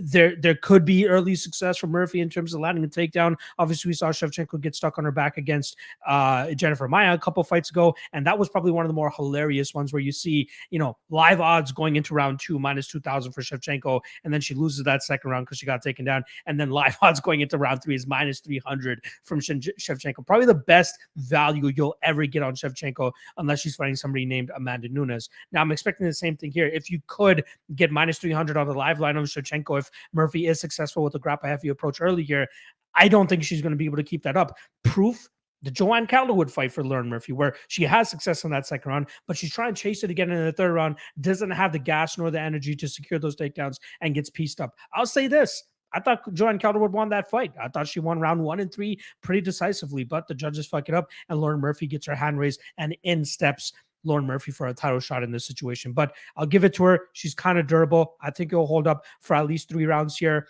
I like the over 2.5, like I said, around even money, but I do think that we'll see Shevchenko get a finish probably in the 4th or 5th round of this fight. Again, you guys know I love me some round props. Shevchenko round 4 plus 1150, Shevchenko round 5 plus 1750. Cody, how do you like this one? Yeah, well, there's no meat on the bone, right? Valentina Shevchenko, she's the best. She should win, this and that. I totally get it. Keep in mind, Lauren Murphy, this is the top 10. At least this is kind of like the consensus top 10 of what the UFC considered it is. Jessica I, who wished Lauren Murphy never had to fight. Alexa Grasso, whom she didn't have to fight. Vivian Arroyo, whom she didn't have to fight. Cynthia Calvillo, whom she didn't have to fight. Joanne Calderwood, who she got a split decision over. And then Jennifer Maia, who she didn't have to fight. Jessica Andrade, who she didn't have to fight. And Caitlin Chikagian, who she didn't have to fight. She's actually got a win over one girl in the top 10. The rest of her win streak is Roxanne Modafferi, Andrea Lee, Mara Barella, and Lilian Shakarova. So should she be getting a title fight? No. She just happens to be on a winning streak. They need someone to get tossed in there. So Lauren Murphy's that girl. Now, looking at her pro losses, she's never been finished. All of her losses are by decision. She's got a loss on the Contender Series as well. An exhibition fight, again, by decision. You know, I'm sure she's durable. She's always gritty. She's aggressive. She's willing to fight. She's willing to mix it up. But she's going to be at a big skill discrepancy in every aspect of mixed martial arts. Stay standing. She's going to be the slower fighter. She's not going to have that clean precision, and she should get boxed up. The kicking advantage is also to Shevchenko. The wrestling is Shevchenko. The grappling is Shevchenko. The cardio is Shevchenko. The experience is Shevchenko. Everything goes towards Valentina. But again, we got to figure out a way to attack this one. And Sarukian, I ended up going with that Sarukian inside the distance, and it was plus 160. You're right. You got to figure out the best advantage you can to try to get some plus money on this. The two ways I look at attacking at this one specifically is Shevchenko Murphy over 2.5 for starters, right? Murphy's durable. We just outlined it. She's never been knocked out. She's never been submitted. In fact, in the UFC, she's never even been knocked down. She does seem to be fairly durable. And with Shevchenko, she's not a fast starter. Not a fast starter because she doesn't want to be one, but because her ring IQ is just so high. She's not going to take unnecessary risks. She's not going to put herself in a bad spot, and she's not going to overrush anything. So a lot of the times she'll take this fight to the second round, to the third round, eventually get you down, eventually crucify you, eventually put you away. Of course, she could knock you out just like she did Jessica with a big head kick, but she'll take her time. And I think if she does stop Lauren Murphy, it's going to be after that 2.5. So the over 2.5, minus 120, I'm in on that. And then beyond that, 5 rounds is a long time to be trapped in there with Valentina Shevchenko. So on one hand, as I mentioned, Lauren Murphy never been finished. On the other hand, Lauren Murphy not fought anybody like Valentina. And to that extent, Lauren Murphy, this current win streak, her entire UFC run, one win over a girl in the top 10, and was Calderwood. And it was a split decision. And it was close. Her fight with Andrea Lee in Texas. Did she win that one? It was very close. That's not going to get you all antsy to go and bet her against someone of the caliber of Val. So I have the over 2.5, but I don't have this fight going the distance. I went with Shevchenko by TKO, not submission, TKO minus 120. So I have 2 minus 120 bets. One's the over 2.5. The other one's Shevchenko inside the distance, hoping that one comes around, around late in round 3 or maybe round 4. Yeah, for sure. I think it's going to get a little bit iffy once we reach round 3 and we see Shevchenko really start to open up and just holding ourselves, hoping that it gets over the 2.5 round or a minute mark. But yeah, I absolutely agree with everything you just said with Shevchenko here. All right, main event time. And another time for me to remind you guys, make sure you guys hit that like, hit that subscribe, and then go over there and subscribe to Cody's YouTube channel, which is linked in the description below as well. So make sure you guys go out there and show him some love. All right. Main event time. We got the featherweight strap on the line here. Alexander Volkanovski, I believe, going out there and defending his title for the second time, if I'm not mistaken. He's going up against Brian Ortega here. In terms of odds, we're looking around minus 170 for Volkanovski. Plus 150 is the return on Brian Ortega. Now, Ortega obviously coming back after a lengthy layoff after he got absolutely butchered by Max Holloway. Comes back and beats Korean Zombie last time around in a performance where a lot of people might be putting a little bit too much stock into it. You know, he rocked him nice in that second round with that beautiful spinning elbow. And I just don't believe we saw the same Korean Zombie after that. You could even see it going into the third round where you see Zombie like stretching out his jaw a lot more than you see a fighter ever doing. I think he was a little bit shaken up after that, and he might have, you know, not been fighting at full capacity or all systems go after round 2 there. And I do think that we saw, you know, Ortega really start to take over after that mark. I will say this though. We did see a renewed confidence in Brian Ortega in his striking, right? Like it didn't look like he was trying to desperation takedown or anything like that. We saw him stick the jab out there, stick the 1-2, use his elbows, something that he likes to do a lot, even before the Max Holloway fight. But that must have given him tremendous confidence to be able to go out there and do that to somebody like Korean Zombie. In steps Volkanovski, though, who I think is just a master game planner, a master at executing those perfect game plans. I think they're going to have to put together a pretty solid game plan here to deal with the jiu-jitsu advantage that Ortega will have, and obviously the renewed confidence that he's going to have in his striking. However, I think that confidence will be quickly diminished after Volkanovski starts getting his game going. I will say this. Ortega bringing in a southpaw a stance here, which might kind of mess up a little bit with Volkanovski's plans in terms of using his kicks as effectively as he does. But you got to believe that they're going to be ready to go to deal with that southpaw approach that Ortega is going to have here. The feints of Volkanovski, the misdirections, the mixing up the leg kicks and the body shots and all that, it's just so masterful and awesome to watch as somebody who admires the skills of MMA. And I think that Volkanovski continues to get better, like I said, on a fight-to-fight basis. And I think that this fight here against Ortega, he has him completely beaten on pretty much every skill other than jiu-jitsu. But how are you going to be able to implement that jiu-jitsu when you're not able to get a guy like Volkanovski to the ground? And I'd be very surprised if Ortega can successfully ground Volkanovski and have tremendous success from on top. Yeah, Ortega is this mythical beast when it comes to jiu-jitsu, but like he had Korean Zombie in some pretty compromising positions on the ground. Couldn't lock up a submission against a guy who seemed like he was completely out of it. And Volkanovski, I truly believe he has really good takedown defense and good submission defense that I don't think it's going to be much of an issue. Now, if you're talking about strictly striking battle, I think Volkanovski goes out there and just touches him up, man. I think he lands over 100 significant strikes. I think he puts it on Ortega. I don't see him finishing Ortega. We got to give that to Brian. He's very durable. Even like early in his UFC career, if you guys remember, he was always like the comeback kid. He was always getting fucked up for the first like 2 rounds, and then the third round he pulls out a win out of his ass. I'd be surprised if he does that against a guy like Volkanovski, who I believe, you know, is right there with Max Holloway as one of the best featherweights of all time. Say what you want about him losing the last fight against Max Holloway. That has no bearing on how this fight against Ortega is going to go. Yeah, sure, he was competitive against a guy like Max Holloway. That should let you know how good this fucking guy is. So I really like Volkanovski here. I think the minus 170 line is very generous as well. I think people are a little bit too much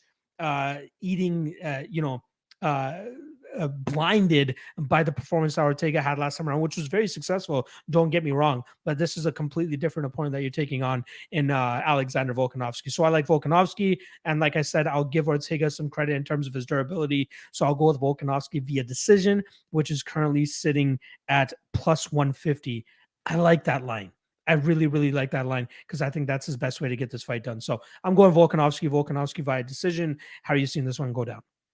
I got it the same way, but with Brian Ortega, I'm not looking at it like, oh, we're just wowed by one performance. I think that it's all just a continuation of his progress as a martial arts. I think he's just generally getting a lot better.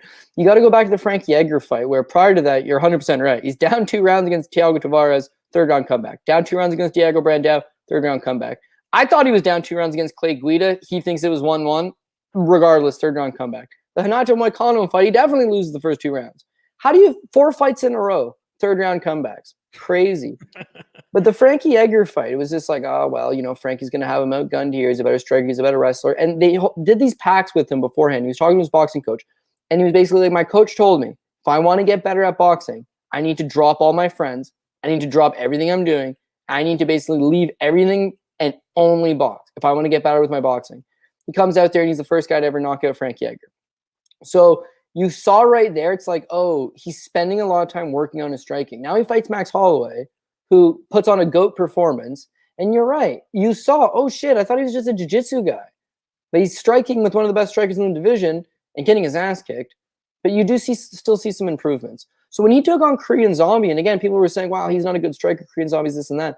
It was just another continuation. He looked that good because it's the progress that he's been making, he's been putting in. So I can't pretend I love the Ultimate Fighter anymore. It's just it doesn't pique my interest anymore. I did have to obviously go back and watch the fights because we had to break down a finale card, but the exchanges didn't really pay much attention. However, what I kept reading is that they had to shoot the show in an odd way this year because Ortega just would no-show the training sessions. He wasn't coming for his team. They said he was a bad coach. It was just like, this guy's not even here half the time. He just had a training staff of guys. He'd come in and be like, yeah, you train with them. And he'd barely show up. And then online, people would be like, he's a shitty guy, man. He's a shitty coach. And, he's not here for his team. And that's a shitty attitude. What I perceived that was he's working on himself. He's not there to get famous. He's not there to shoot a reality show. He's not there to coach these young 5-1 fighters, Brady Handstad. Yeah, I'm going to invest my time in him. He's going to become a great fighter on his own down the road. What is Brian Ortega going to do for this kid in a 6-week time frame? He's working on himself. He's becoming a recluse and working on his skills. And I don't doubt that we see the best version of Brian Ortega come Saturday night. It's just, I'm on your page with the fact that what does Volkanovski do incorrect? His wrestling's top notch. His I don't know how good his jiu-jitsu is, but realistically, what are you going to do? Take him down and use your jiu-jitsu on him? His submission defense seems okay. His striking's on par. Volume, it's there. And whereas Brian Ortega looked like he had heart against Max Holloway, Volkanovski legitimately beat him twice. So when you talk about these levels to this, Volkanovski seems to cap out at every level. You want to talk about Dragon Ball Z Budokan, right? What stat line do we drop on this guy? He's full power everywhere. He's a great playable character. And I think that he's able to go out there, use his wrestling to keep the fight standing and just the kicks. You make an excellent point. I mean, Brian Ortega is a switch stance striker. He could come out in a southpaw stance. That could throw off Volkanovski a little bit. Here's the one thing about switch stance guys, especially guys that are not natural southpaws that switch, is that they're always less defensively sound in that because you spend so much time working in one stance. When you switch, it's not quite the same mechanics. And I think that'll be Volkanovski's opportunity to land with the punches. Land with the punches, back him up, cause him to reset. As soon as he resets, kick him. If it's late in the round, there's not all that much time. You think it's relatively close. Shoot the takedown. Shoot the takedown. I don't think he guillotines you in 30 seconds. Don't leave your neck hanging for him, first of all. But mix in a takedown or two to solidify these rounds. He should be able to just continuously use that volume and secure the victory. But I'm big on Ortega and what he brings to the table. And again, when you look at a pay-per-view, so many good fights. I want money on Nick Diaz and Robbie Lawler. But is that the smart choice? I don't know. This is another one, you want main event action. And in fact, we're going to talk about our top 3 plays in a bit. Spoiler alert, Volkanovski by decision at plus 125. And I think you can get a better price. It all depends on your book. You got a good book, you can get better prices on this stuff. I just kind of put it an average for you because I don't want you to be in like, Saftik made up a line, didn't exist. It's like, well, at worst, you can get it at plus 125. That's a goddamn fact. But it's like, is there better spots in this card? Is there more comfortable spots in this card? Maybe, potentially.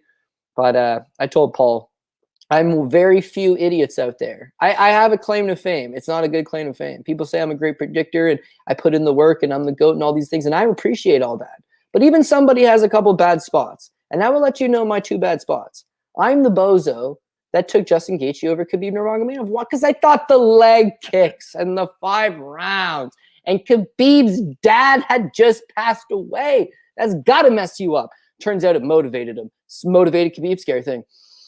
But it was like, I thought Gaethje had a chance in the leg kicks. And what I was really doing is I was looking away from the greatness. I didn't want to accept it. Israel Adesanya versus Paulo Costa. I just didn't want to accept it. I took Paulo Costa. Last but not least, traitor to my own country, right? I thought Michael Bisping would beat George St. Pierre. Why? Because he's a middleweight. I'm gonna just toss you this off so right now. Bigger. Cody's gone, guys. No, I'm talking. No, I know. And so it's like I was telling Paul, I was like, what it's come down to is sometimes you question greatness. You don't want to believe it. You're always looking for like that what if. In George's case, he hadn't fought in 4 years. He's moving up a weight class. That all seems like bad news. In Khabib's case, he'd been on this long undefeated run. How motivated is he? His father just passed away. Justin Gaethje presents a legitimate threat. In the Paulo Costa versus Israel Adesanya's case, I mean, Kelvin Gastelum was in a 2-2 versus Izzy going into the 5th. Kelvin Gastelum head kicked him. Come on. you take those little moments and then you stretch them into this belief that this guy that's just otherwise looks so fucking good is going to lose. And with Volkanovski, that's what I'm doing here. I'm looking, well, you know what? The first 2 rounds against Max Holloway, he was getting beat from the outside. And Holloway was a sharper guy, and he was Ortega, even though he's got 2 inches less in the reach, so did Holloway. Use a jab, stick it from the outside, get him to overcommit, land with the elbow. If he wants to shoot a takedown, great. You've got much better jiu-jitsu. You can snag him up. All I'm doing is I'm just creating that same. Volkanovski's done nothing wrong. He's done nothing wrong. Okay, he's a fine champion, as well-rounded comes. Until he loses, I can't jump off him. And so, lesson learned. And then, if for whatever reason we wake up on Sunday morning, you see that Alexander Volkanovski gets submitted with the guillotine halfway through the third. I cursed the motherfucker. I cursed him. I killed a goat accidentally. Did not mean to. But yeah, I'm gonna have to side with greatness on this one and go Volkanovski by decision plus 125. The over 3.5 at minus 180. I love it. I think we might be overthinking it a little bit too much, but Volkanovski should be able to come out and do what Volkanovski does, especially against a guy like Brian Ortega. All right. Favorite part of the show for most people. We're going to start doing the 3 best bets. Let me just share the screen here real quick. I do have John's 3 best bets as well, so I'll be sharing that as well. There we go. I'll kick things off as normal here as soon as I can pop this up. All right, first 3 bets for myself. First and foremost, I like Turner versus Medic. Does not go to decision, minus 160. Again, depends on the book that you have. You can get it between minus 160 and minus 200. Pretty simple. I think either Medic gets him out early or Turner will start to wear on him with his grappling and then find a submission. Again, plus 800 on Turner by submission. I think it's worth a little bit of a stab there.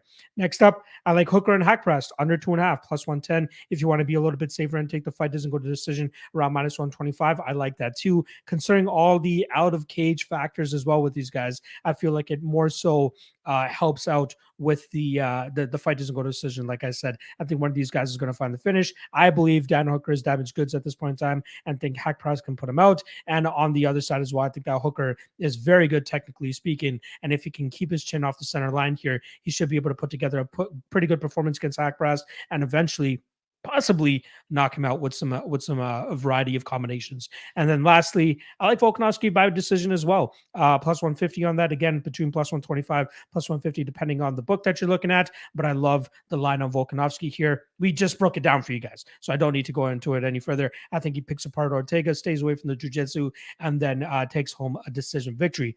Now for Mr. John, I'll quickly go over his before I go to Cody's. He likes the Merab via KO/decision. That's that double chance. Again, not a lot of books have those types of props, but if you have access to it, I do really like that line myself as well at minus 135. So make sure you guys take a look at that. Secondly, Calvillo versus Andrade goes to decision minus 125. I like that as well. I think both girls are durable enough, and I think people might be overstating the finishing ability of Andrade and the lack of durability from Calvillo. But I do think that we'll see both people hold up in terms of their chin and their durability, and we should see the judges' scorecards here, no matter who ends up winning that fight. But minus 135 for that is very good. And then lastly, Blaydes inside the distance. I've pretty much broken it down the same way that John probably would have. He'll probably ground this fight, and I don't think that Jairzinho will have much success in terms of nullifying the damage coming down at him, nor do I think he'll be able to get back to his feet. And I'm sure John shares those same sentiments. All right, Cody, you're up next here, my brother. Shout out to John West in the comments section reminding me I took Calvin Kattar over Max Holloway. What the hell? I took him too. Don't worry. I was right there. Yeah, because again, you thought, geez, maybe Max shop horn. And the only reason we thought maybe Max is shop horn is because Alexander Volkanovski made him look shop horn. And that's impressive. So I'm going to go Volkanovski by decision, plus 150. It's a better line than the plus 125. Again, shop around if you can. But for plus money, main event, you can always hedge out if you get that far. Don't mind it. Moving on, we're going to go with Valentina Shevchenko, Murphy, the over 2.5 minus 120. I think Murphy's durable enough that she's going to be able to bank some time in there. You can also, if you're not in on this, you like that Shevchenko inside the distance, it's the same price. I just think she's going to take a few rounds to get going and then eventually put her away. Yes, she's got the advantage everywhere it takes place. But for Laura Murphy, this is her Super Bowl, right? She's 38 years old. There's a world title fight in front of a huge crowd in the T-Mobile Arena, co-main event under a big title fight. You're actually coming out after Nick Diaz versus Rob Bell. This is a huge spot. She's going to come out and fight like this is her last opportunity to make something. or at least make that big dollar.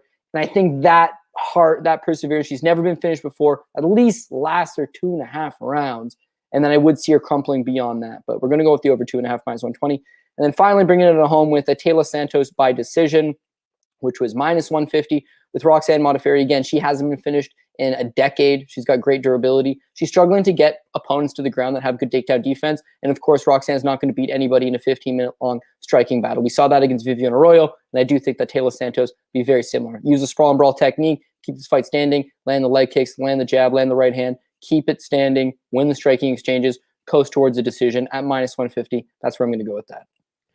And there you guys go. 9 best bets from all of us. A couple of them overlapping, but I told John at the last podcast that we did, I'm done trying to make my own. Like there are some that I'm going to have overlap with you guys, considering that we have to give out 9 prop bets. But it seems like a lot of us like that Volkanovski via decision prop here. All right, that's a wrap on the show. Cody, it was great to have you back on. It's going to be another month now until we actually get you back onto the show, but it will actually be back-to-back weeks. UFC 267, October 30th, UFC 268, November 6th. So back-to-back weekends of pay-per-views for the UFC. So you won't be seeing Saftik for at least a month now, but at least you guys will get him back-to-back weeks at the end of October and beginning of November. Anything you want to say on the way out here, Cody, before I wrap it up?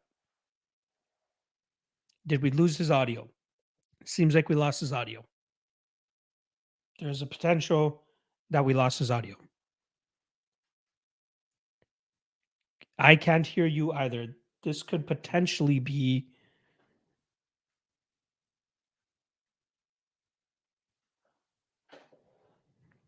Can you guys hear Cody? Can you hear me?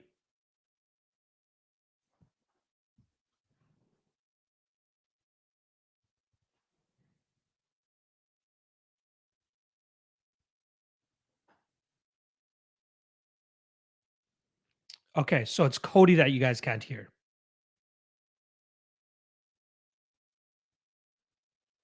Okay. Cody, your your audio is messed up, it seems like. It seems like your audio is messed up. I'm not sure if you can see. I was sending him a private message. Cody's gonna have to fix his. I thought it was mine for a second because it seemed like Alfred, who's sitting in here with me, was messing with my mixer there. So it is Cody. There we go. He was really putting together a heartfelt outro there for you guys. Hopefully we can get him. Hopefully we can get Cody's audio back to work here so we can get him out on the back end. All right. I guess he's not going to say anything on the back end here. I guess I'll wrap up the show. Here. Cody, as always, thank you for coming on. I love how the chat is just going on off here. Either way, I'm sure Cody has said what he needed to say, but we will see Cody, like I said, next month, back-to-back weekends for 267 and 268. Appreciate you guys joining the show as always. If you guys haven't already, make sure you guys hit that like, hit that subscribe, and then obviously show Cody some love in the description below. We have the link to his YouTube channel, so make sure you guys go over there and subscribe to that as well. I'm sure Cody is saying goodbye. Yeah, we'll see you guys next week. Me and John will be right back at it next week, next Thursday, 8 p.m. Eastern. We'll be breaking down the Santos and Walker card for you guys. Good luck on your bets. Tomorrow night, I'll be back for the Ultimate Weigh-In Show. Still need to confirm the guest because my guest just dropped out on me, but I promise I'll bring you guys a heater so we can break down 266 one last time. All right, good luck on your bets, and I'll see you guys tomorrow night. Peace out.